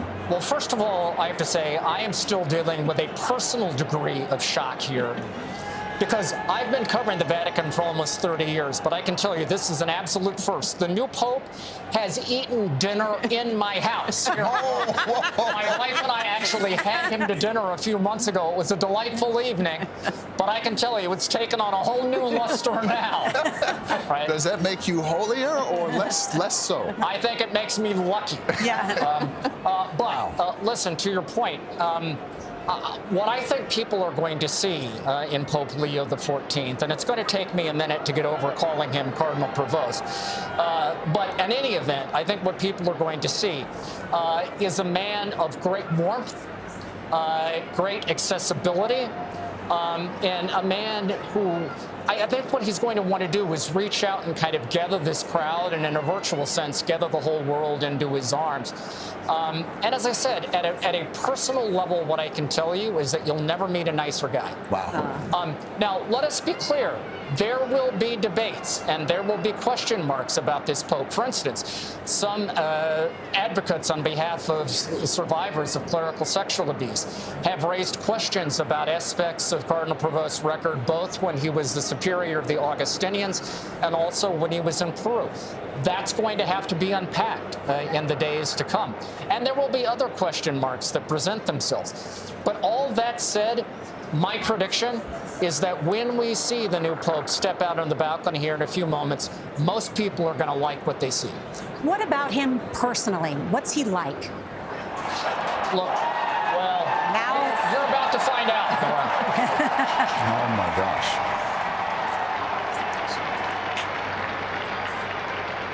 Cardinal Robert Francis Prevost has chosen the name Pope Leo XIV.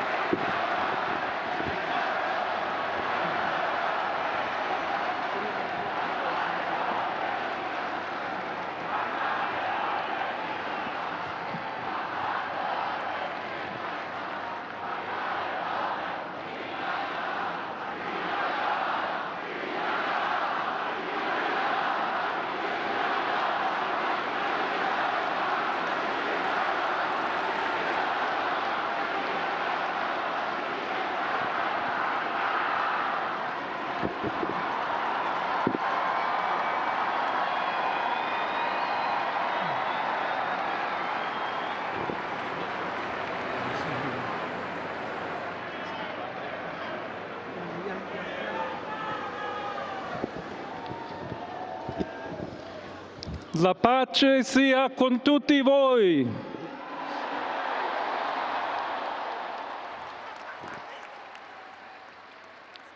Fratelli, sorelle carissimi, questo è il primo saluto del Cristo risorto, il buon pastore che ha dato la vita per il gregge di Dio.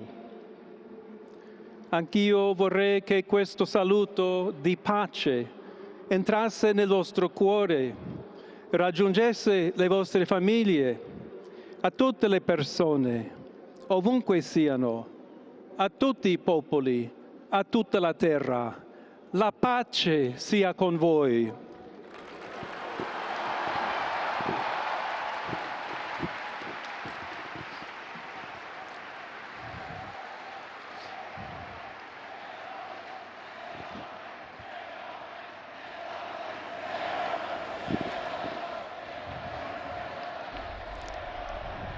We're just hearing the first words of Pope Leo XIV.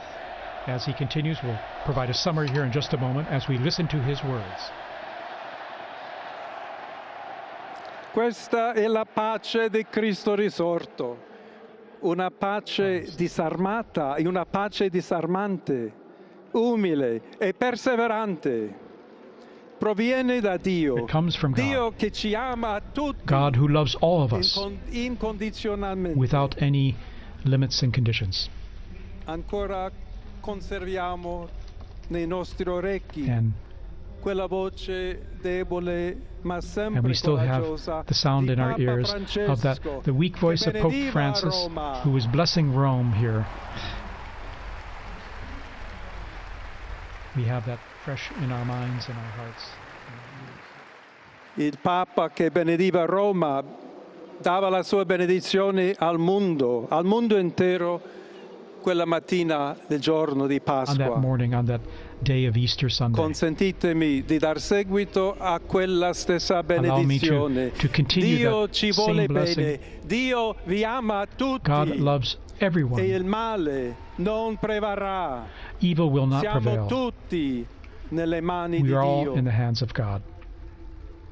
Pertanto, senza paura, So without fear, uniti, united, mano nella mano con Dio hand in e hand, tra di noi, with God and among ourselves, andiamo avanti. we go forward. Siamo discepoli di Cristo. We are disciples of Christ. Cristo ci precede. Christ goes before us. Il mondo ha bisogno della sua luce. The world needs his light.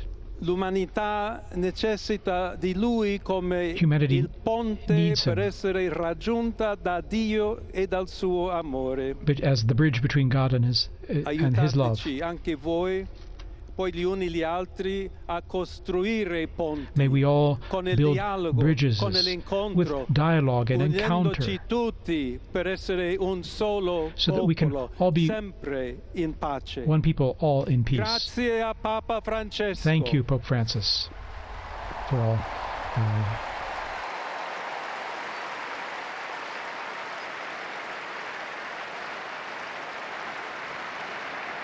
Voglio ringraziare anche tutti i confratelli I'd like cardinali to also che thank my hanno brother cardinals scelto me who chose per essere me to successore di be the Pietro successor of e Peter camminare insieme a voi and to come Chiesa walk along unita, with you, cercando sempre la pace, la giustizia, searching all together for cercando peace and sempre justice, lavorare come uomini and working e donne together, fedeli a Gesù men and women Cristo, faithful senza to Christ, paura, without fear, per proclamare to il Vangelo, to proclaim the per gospel, essere missionari. to be missionaries.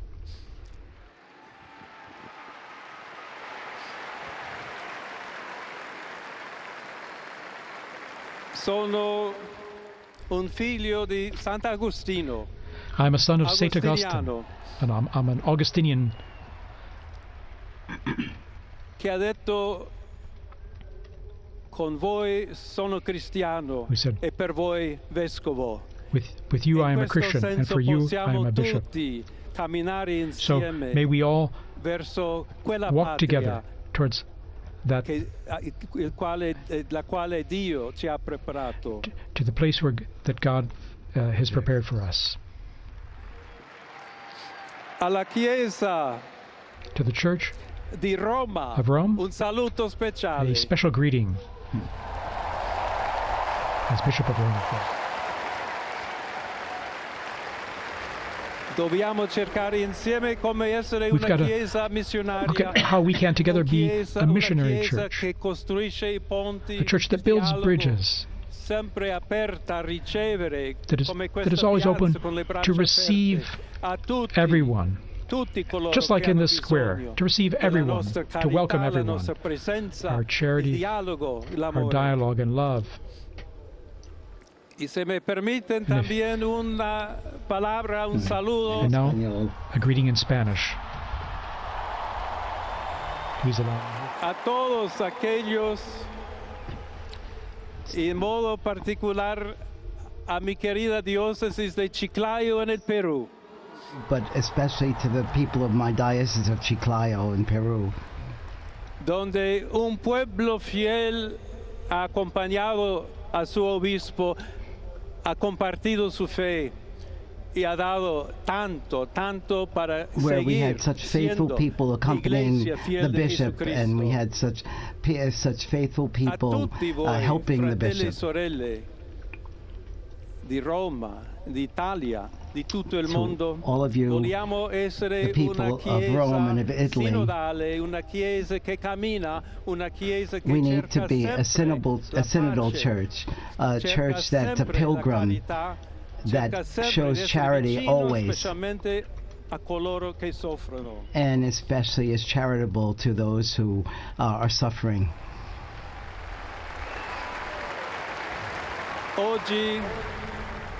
Today,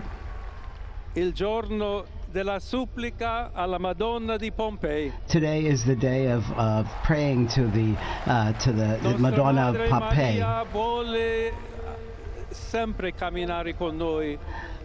Our Blessed Mother Mary always wants to be close to us.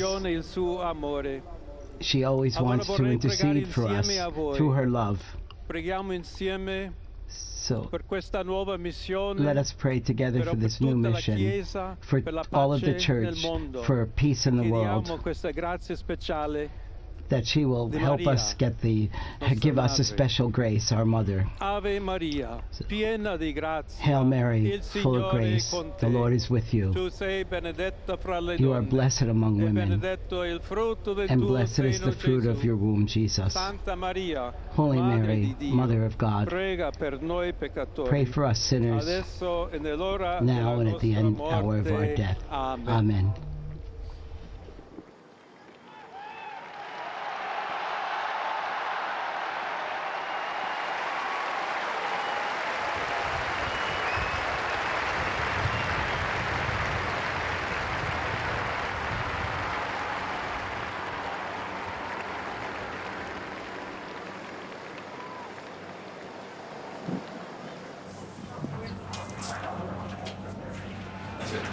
And we have just heard from Pope Leo XIV. And there's more. And the Holy Father, Pope Leo, and to all people a mezzo della radio, della televisione e delle altre tecnologie through di new technology, comunicazione, online, everywhere. concede l'indulgenza plenaria nella forma stabilita dalla Chiesa. Preghiamo Dio Onnipotente perché conservi a lungo il Papa a guida della Chiesa e conceda pace e unità alla Chiesa in tutto il mondo. And the entire world. Now he'll give this most solemn blessing to the entire world, to all of you joining us. To everyone. So we now prepare ourselves to receive this solemn blessing.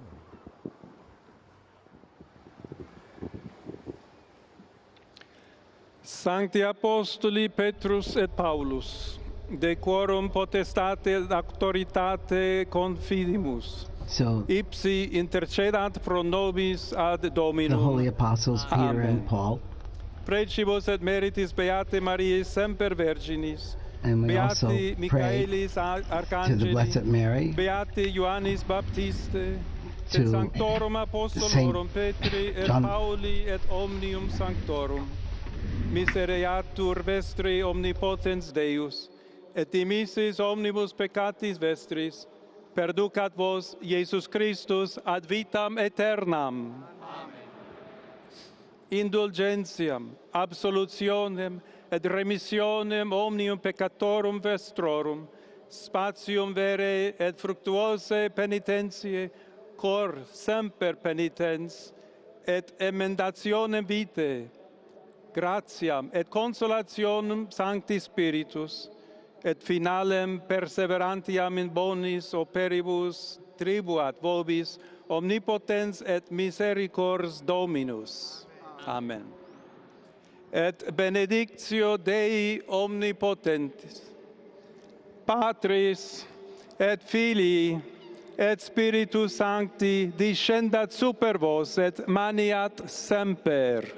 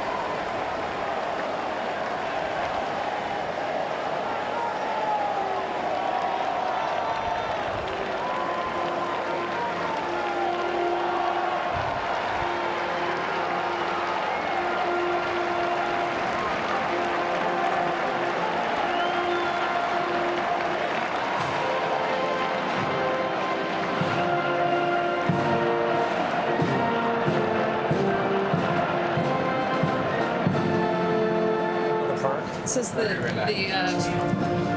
a stunning moment here in Rome as Robert Francis Prevost has been elected the 267th Pope of the Roman Catholic Church, and he has taken the name Pope Leo XIV, becoming the first Pope ever from the United States and defying the conventional wisdom that he would be elected. It's important to note he is also a dual citizen of Peru. This is a missionary. This is a parish priest. This is a teacher who speaks 5 languages and also happens to read Latin and German. But this will be seen as a continuation of Pope Francis. Right, Monsignor Figueiredo? The Holy Spirit always gives us the Pope that we need at this particular moment of time. And what we've just heard from Pope Leo XIV, just grasp that, the first American Pope in history, are the words of peace, of building bridges, dialogue, going out to those who are suffering, a church that is missionary. It also struck me that he mentioned Pope Francis several times. We are certainly going to see continuity from this North American Pope who lived also in South America. An amazing most certainly feels that way. A moment for humanity, a moment for the Catholic Church, a moment for everybody assembled here. The new Pope thrilling the crowd, showing off his language skills as he disappears there inside the balcony, using Italian, Spanish, Latin, very fluently, very easily, very comfortably. He said a lot of things. He said, may we build bridges. He said, thank you to Pope Francis a number of times. He talked about working together towards the path that God has prepared for us to revive everyone, to receive everyone, to welcome everyone, rather. Evil will not prevail. He spoke words that sounded very much like they came from Pope Francis. I think this is certainly the case. He's obviously got to carry on with all that was good about Pope Francis's papacy. If we remember the cardinal speaking before the election that they wanted maybe some unity, some stability, those were words that we heard. This might be the man that they thought could bring both the Francis pastoral aspect, but probably the American-style order, stability, and so on to the Vatican and to the papacy in general. I seem to gather that that is what he might represent for the cardinals. And he had the pastoral experience in Peru, but he seems to be somebody also who has worked here at the Congregation for Bishops at the Vatican, probably is able to take things by the cuff and deal with them. And even the way he was dressed in some ways harkened back to a somewhat more conventional look for the Pope, not just the simple white papal cassock, but also the other regalia. But you know what I was struck by? And you know, Nora, before we heard from Pope Leo, you had asked me what's he like. I mean, I think you just saw the man I know standing on that balcony. For one thing, that was an incredibly articulate, thoughtful, and relatively, by the standards of these things, lengthy papal reflection, which he only had a few fleeting moments to pound out before he stepped out onto that balcony. I mean, you have to give him props for being able to put something like that together in the emotion, the flush of emotion of the moment. And I think that's also an insight into the kind of man Pope Leo XIV is. A man of great heart, but also great intellect. And I think we're going to see that play out in the days, months, and years to come. We should note he is 69 years old, born in Chicago, Illinois, but spent a great deal of his time in Peru as a missionary, as a parish priest. And as Maurice mentioned in his remarks, he said, God loves everyone, a God who loves all of us. That also was a nod to Francis, whose famous phrase, todos, todos, todos. The church is for everyone. Again, this outreach that is, they are so insistent on making sure everyone knows. Pope Leo XIV, who, by the way, lived right next door to us at the Augustinianum, so we can expect him to come and pick up his luggage, perhaps this evening or tomorrow, seemed to me extremely serene. And he mentioned his own diocese, which is a very poor missionary diocese in Peru. I think that's very, very touching that we're going to see a Pope very much in the footsteps of Pope Francis. So interesting. You know, so much depends. When we first see a pope, we have ideas, and then we see as the papacy goes on, how does it change him as well, the office. But certainly from a first impression, it does seem that he has this kind of sensibility and sensitivity. We saw it almost tearing up, right? And yet we know he must also be somebody who is able to handle councils and finances and so on, because he also holds that position here at the Vatican. So the wonderful pastoral comment and remembering his village in Peru, but obviously the cardinals see in him somebody who can also be a very strong leader. And I think particularly you mentioned the financial problem. Let us not be naive. The Vatican is facing a very serious financial crisis, particularly an unfunded pension liability problem. And I think the election of American, there is something deep in the Vatican's DNA. When money is an issue, look to America. I'm reminded of the fact that in 1922, when they had to elect a new pope after the death of Benedict XV, the Vatican was basically broke. They had no way to pay for that conclave. So the Camerlengos sent an emergency message to the papal ambassador of the States saying, tell the bishops to open their wallets, which they did was how they financed that conclave. And something of the same instinct may be going on here. And as Monsignor Figueiredo was talking about with us, some of the wealthiest Catholics in the world are from where?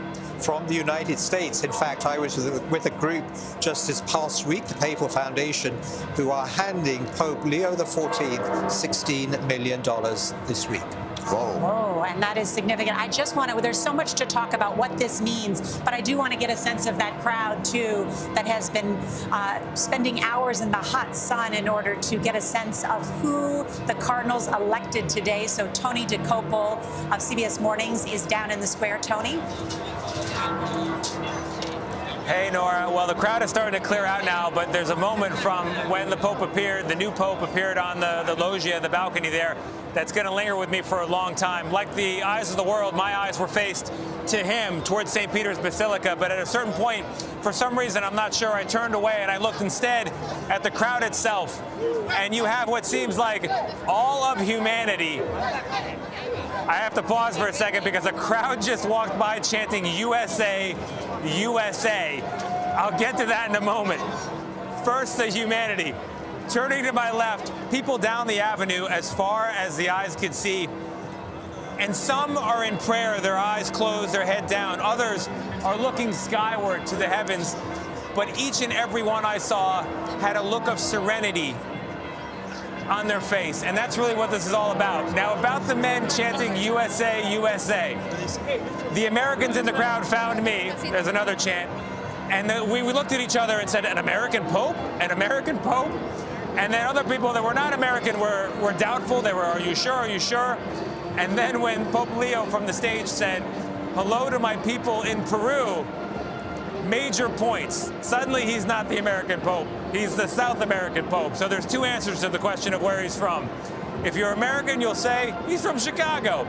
If you're not from America, you'll say he's from Peru. I can only imagine, Maurice, what is happening in Chicago right now. They must just be losing their collective spiritual minds. John Allen, no one was more surprised up here than you. You know Robert Prevost, Pope Leo XIV, personally. What kind of Pope do you imagine he's going to be? Well, I think in a nutshell, you saw it in his performance on that balcony. I think he will be a man of great commitment to the social agenda, the peace and justice agenda of Pope Francis. Perhaps a bit more conventional in terms of his approach to some of the disputed internal doctrinal questions in the church. But above all, a blend of great heart and also great mind. I mean, if you think about the sort of sense of the moment and the sense of self it took for him to step out and deliver that almost State of the Union address that he gave not long ago. I mean, that was the product of a man who has an enormous sense that it's the product of a lifetime's experience of what this role of being Pope means. And as you say, he wrote that in less than an hour. He pounded it out, as it were, and delivered it beautifully and flawlessly. Yep. Take us to the dinner you had with him just the other day.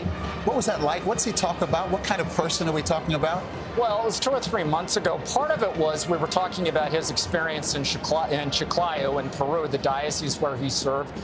part of it was just, his experience growing up in Chicago, and, his experience. I had met him first when he was head of the Worldwide Augustinian Order, so we talked a bit about his experience in the order. And what struck me is how gracious he was about everything. Among other things, at one point I noticed he was eating every morsel of every plate I put in front of him. And about 2/3 into the meal, I said, Cardinal, you don't have to eat at all. And he's like, where I was brought up, it's poor manners not to eat where they put in front of you. Finish your food. Yeah. Clean your plate, baby. Many of us grew up the very same way, that it is yes, to clean your plate. John, and I think to follow on that too, how do you think he will be viewed? Certainly as a continuity of Pope Francis, but how will he be different? Well, I think, again, to come back to the way he was vested when he stepped out on the balcony, wearing the mozzetta, for instance, that sort of crimson garment that you saw on top of the white papal robe, which is a sort of nod of the cap to tradition. I think what you are going to see is a man who is a bit more conventional, probably, on some of the traditional trappings of the papacy. One thing that will be a very interesting tell, by the way, is when we find out where he chooses to live. Is he going to choose to follow the example of Pope Francis and live in the Casa Santa Marta, the hotel on Vatican grounds, or will he go back to the papal apartment? These are the kind of small things that people with eyes to see and ears to hear will be tracking as sort of indications of where he might go. But as we mentioned, every little thing he does, everything he wears, everywhere he goes, it'll be parsed right down as we are doing right in this moment. Nth degree. You got that right. Yeah. Let's go down and check out the hometown pride of people from Illinois. They're with Seth Doan right now. They are in the square, and what are they doing in this moment, Seth?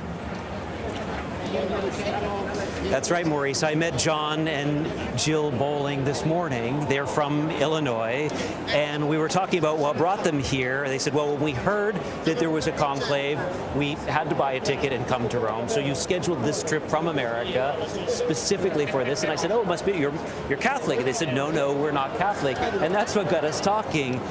Why did this have an American Pope?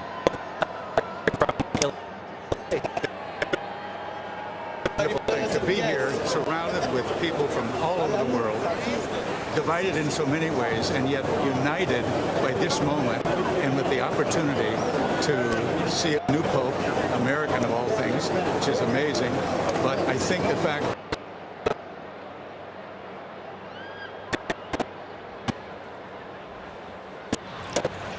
All right, a little trouble there with Seth's signal. We'll come back to Seth in just a little bit. Father Monsignor Figueroa, you talked about not having a father in the spiritual sense after losing Pope Francis. Now you have one. What is that like? What does that mean? I think we really need to remember as well that Pope Leo XIV is an Augustinian. That's a religious order in the Catholic Church, founded by St. Augustine. St. Augustine was a very human man. He knew his own weakness. For many, many years, he lived with a woman. He had an illegitimate son. That is the order that Pope Leo XIV joined as a young man. So we're going to see a very human father, one who knows our weaknesses and loves us. Who will have mercy. Will have mercy. You know, it's interesting, John, as we were talking about and exploring that question of how he may be different than Pope Francis. I know you've said that he's more pragmatic, more cautious, maybe more discreet, but he has also been outspoken on the issue of immigration and migrants, for instance. So he too, like you said, we don't know. He could too also be a revolutionary pope. Oh, very much so. I mean, one thing I think you can take to the bank is that Pope Leo XIV is an extremely thoughtful man. And he is going to believe in his heart, in his soul, that God has put him in this role not to waste it, but to do something special with it. And I think you heard him say he wants to do that in concert with the other cardinals and all those in the church. But I think he realizes he has been chosen to lead. And he is going to want to take advantage of that. And I think on all kinds of issues, immigration is certainly one. I mean, and of course, he understands the immigration issue on both sides of the coin, because as an American, he understands what it's like to be from a receiving nation. But as a bishop from Peru, he also understands what it's like for those who embark on the journey of immigration. And so we'll have a great understanding of that issue. But there is this alchemy that goes on when a man is elected pope. Pope Francis used to say, because it was always so surprising, his reputation in Argentina was being sort of cold, distant, aloof, and yet when he became pope, he became this electric, maverick figure, and people would ask him, where did that come from? And he would always say, the grace of office. And I think something similar is going to happen with Pope Leo XIV. And as you say, where it may lead, it's difficult to predict in the moment, but it's going to be something electric. Are you able to characterize his worldview over the past few decades, where he stands on issues, how he approaches the issues of the moment? Well, the one thing I would say is that he is not an ideologue. He is like whatever the opposite of an ideologue is, that's him. He has an extremely pragmatic and open approach to issues. I don't think you will find him consistently coming down, either consistently on the left or the right of issues. I think he will strive for balance. And I think there are going to be times where he's going to frustrate conservatives, and there will be other moments when he frustrates liberals, which is probably the dictionary definition of hitting it down the middle. What is remarkable, too, about this choice, an American, the first, who holds dual citizenship in Peru as well, is that he was just named cardinal by Pope Francis in 2023. Yeah, you wouldn't think that would make him, therefore, a papabile so quickly. So it seems to me also the American factor is very interesting here, because common wisdom has always been no, an American is too black and white. An American doesn't have that nuance that we have here in the Italian Vatican in order to be part of the Curia even, and to understand how these things work. But it was precisely probably that is helpful to him in organization, in all of the characteristics that Italians tend to think of as an American, very organized, very black and white and yes and no. And then at the same time, the Peru connection, which would give him just that South American flair. In many ways, I think we're going to say this was the perfect choice. We have a pope who has lived in South America, knows the United States of America, and has a missionary heart. He said it himself in his opening address, has a great theological background. Yeah, I think this is the Pope that we need at this time. Yeah, he mentioned he wants the church to be charitable to those who are suffering. Yes. He hit that theme a number of times. And he knows it firsthand. He's a missionary. He moved from Chicago to a poor diocese in Peru. He knows his people. He knows their needs. He himself, he quoted St. Augustine, which I thought was very interesting. He said, "With you I am a Christian, for you I am a bishop." In other words, I am one of you. Yeah. We have talked about that he speaks 5 languages, and as we've seen the Holy Father travel around the world, Pope Francis was prolific in his travel. I guess we should note the languages that he speaks. In addition to English, he speaks Spanish, which we heard him speak today, Italian, we heard him speak that, French, Portuguese, and then, as I mentioned, he can read Latin and German. How important is that when you go and travel around the world? It's extremely important. I think what is interesting is that John Paul, of course, was the great revolutionary. Now, Paul VI was the first pope to travel outside of Europe, outside of Italy. But John Paul II, of course, put papal travel on the map, right? 104 trips to 129 different countries. He traveled 2.5 times the distance between the Earth and the Moon during the course of his almost 27-year papacy. Incredible. And at the time, people thought maybe that was a unique charism of John Paul II. And both Pope Benedict and Pope Francis came into office saying, I'm not really sure I'm going to travel as much as John Paul did. And they both ended up taking trips at the same exact annual clip as John Paul, because what they discovered is that travel is an absolutely indispensable tool for a pope to make himself present to the people. When a pope chooses to go someplace, it means the world to that place. And it makes the Pope present to a particular place, a particular people, in a way that coming through TV or social media or some other mediated fashion just cannot accomplish. He has used social media himself, too, so he can appeal to younger people. Right? They probably won't use social media for the next Pope choosing him, and they'll continue with the white smoke and the black smoke, which is just an amazing concept. But back to the conventional wisdom, John, that, you know, you don't concentrate power in the United States by electing a Pope from the United States. And here we are, the 267th Pope is from the United States, the most powerful nation on earth. They bucked that. No one saw that coming. Well, first of all, the geopolitical logic is a little bit different than it used to be. I mean, this isn't the post-war world anymore in which America is the lone superpower. You know, I mean, there are other great powers on the world stage. But I think more than that, if we analyze the trajectory of recent papacies, right? John Paul II broke forever the Italian monopoly on the papacy.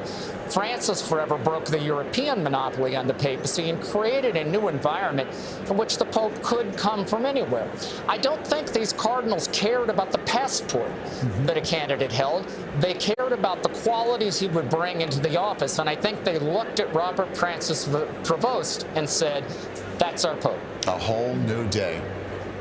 They obviously did it very quickly as well. You know, it was so quick, the voting, that we thought it was probably Parolin because he seemed to be the candidate that everybody knew. So clearly there was a lot of consensus on Prevost, it seems. Yeah, it seems to me that certainly the South American cardinals rallied around him, including the North American cardinals. That was huge for him, and it is a surprising but amazing moment too. It really is. We should note it is 8 p.m. here in Rome, 2 p.m. in the East, and papal history has been made. The first American is now the leader of the Catholic Church. Cardinal Robert Francis Prevost is now known as Pope Leo XIV. Just about 2 hours ago, the electric moment seen around the world, the white smoke from the Sistine Chapel chimney telling us a new pope had been elected. Here is that exciting moment.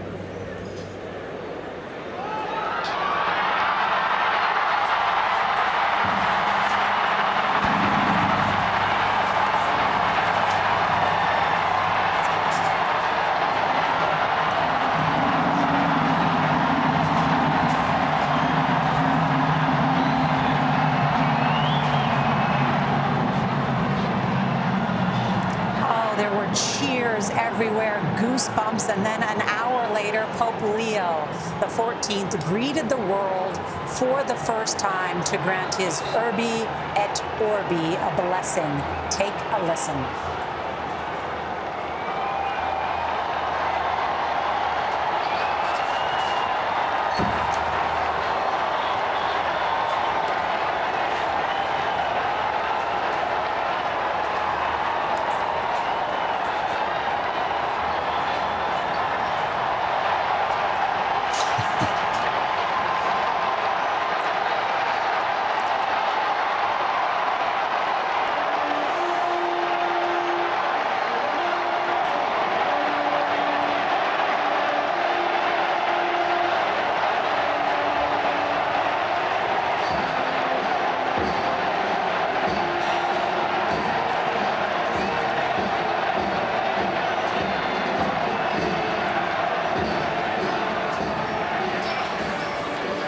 Spine-tingling moments, impossible not to feel something in that moment. We'll never forget this. Never forget it. And I think as John Allen, who is here with us, in his first appearance there, he hit it out of the park, speaking in first Italian as the new Bishop of Rome, and then in Spanish. He speaks many other languages, but his message, I think, has great resonance. Right, John?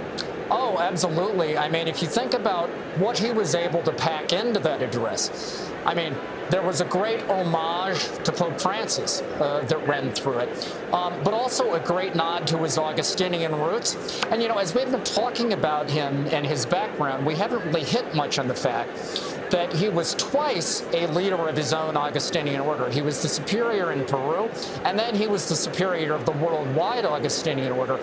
So his background as a missionary isn't just South America, it's really the whole world, because the Augustinian order is present straight across the planet. And so he has this sensibility. When he talks about God's love is for everyone, this is a man who, in his own life experience, has embraced that universality. You know, I don't think when Pope Leo XIV, and I'm sorry, I'm still having a hard time getting to calling him Prevost. When Pope Leo XIV, I don't think when he looks at someone, he sees nationality. I don't think he sees the things that divide. I think he sees the common humanity. And I think that's what we heard in his address tonight. I think that's what we'll see from him as Pope. And Monsignor, you have a new Holy Father. You've had a little bit to let it sink in. Absolutely. It's a moment that is mind-shattering, really, for us, simply because I truly believe, as John was saying, this is a Pope with a shepherd's heart. He's a pastor. And I really believe the Cardinal saw that. He's a man who lived with the people. You know, Pope Francis always used to speak about staying with the smell of the sheep.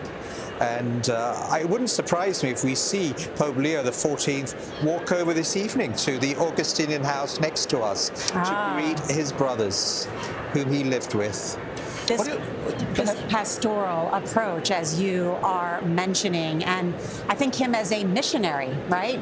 A parish priest, a teacher, all of those things that we've been talking about, his qualifications, no doubt.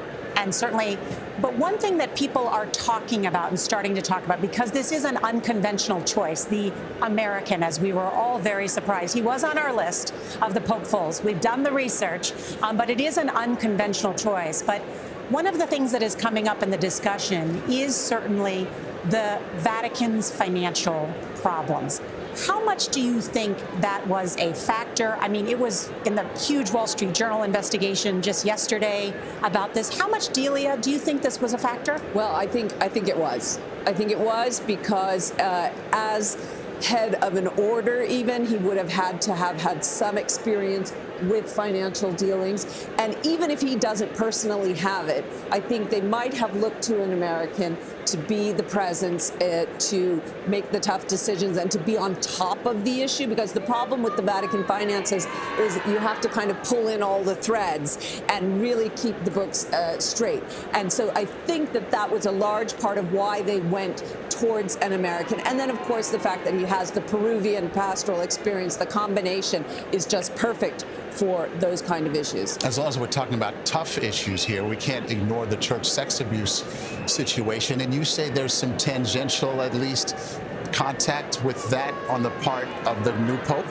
Yeah, so there are advocacy groups for the survivors of clerical sexual abuse who have raised critical questions about the new Pope's record. One involves a case from Chicago when he was the provincial superior in Chicago of a priest who had been accused of abuse and was placed under supervision in an Augustinian residence, which was actually located near a school. Now, this was before the U.S. bishops had standards saying that was inappropriate, but nevertheless, that's being looked at. And then there's other cases that date from the time he was the Bishop of Chiclayo in Peru, cases that predate him, but he inherited them. And there have been critical questions raised about how he responded to them. Now, it should be said that those who know the new Pope well have defended his record both in Chicago and in Peru vigorously. And I am sure that this is a conversation we are going to have in the days to come. I will bet you, however, that this is an issue where Pope Leo XIV is going to want to move quickly and aggressively because he understands two things. One, he understands there's been criticism of his record and he's going to need to put that to rest. And number two, especially as an American, he feels in his bones the way that this issue has been a cancer eating away at the Catholic Church for 25 years now. and he's going to feel a special obligation to be on top of it. Right, and anecdotally, I know of many Catholics who no longer donate or tithe money, because most Catholics will give 10% on Sunday in the collection basket. They no longer tithe to the Catholic Church because of this very issue. So it has become one people feel that the Church has not dealt with adequately. One other big issue is the issue of women in the Church. It is something I spoke with Pope Francis about a year ago, asking him, of course, he has allowed the Church, the Synod, to study that issue about women as deacons. Just yesterday, I was in St. Peter's Square, and Sister Rose from San Diego, who now lives here, approached me. She's been a nun for 60 years, and it's on my Instagram page, and she said to me she wanted Cardinal Prevost because she believes he could advance the cause of women in terms of power positions. So I'm curious what we know about that. Do you see any change coming? Pope Francis was clear to me he does not see women as deacons or priests. Well, the power question is what is the definition of that? So there are women in positions of authority, we would say, here at the Vatican, whether they are nuns or lay women. But the real question at the heart of the women's issue is, can they be ordained? So can they be ordained deacons and then eventually priests? Because there are certain offices at the Vatican which can only be held by a priest bishop. So that's a question which may not move forward under Prevost. I don't know. Certainly Francis has been allowing the study of the question of women deacons, but he hasn't really moved forward on that either. But the question of allowing women to have positions of authority in the Catholic Church without ordination, I see no problem with that. Francis went ahead with that, and I would think the new Pope would also do so. Yeah, I can tell you from personal experience that the dicastery for bishops on several thorny issues has had to work very closely with the dicastery for religious, which is now currently led by a nun, Sister Brambilla. And then Cardinal Prevost, now Pope Leo XIV, has had an extremely close and collegial working relationship with her. So I think he's got a great comfort level with the idea of women in positions of power. I personally would find it extremely surprising if you were to reopen the question of women's ordination to the priesthood. I think that's been made clear by several recent popes. It's kind of a no-fly zone. But I think in all ways short of ordination to the priesthood, I think he is definitely on board in terms of seeing women help run the show. Yeah. Interesting. Let's take you back to one of the special moments of the day, really special moment.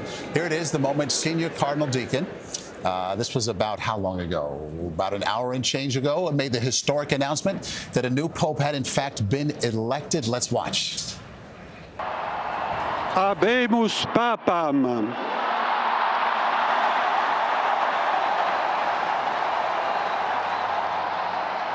Eminentissimum, ac reverendissimum Dominum, Dominum Robertum Franciscum, Sancte Romane Ecclesiae Cardinalem Prevost.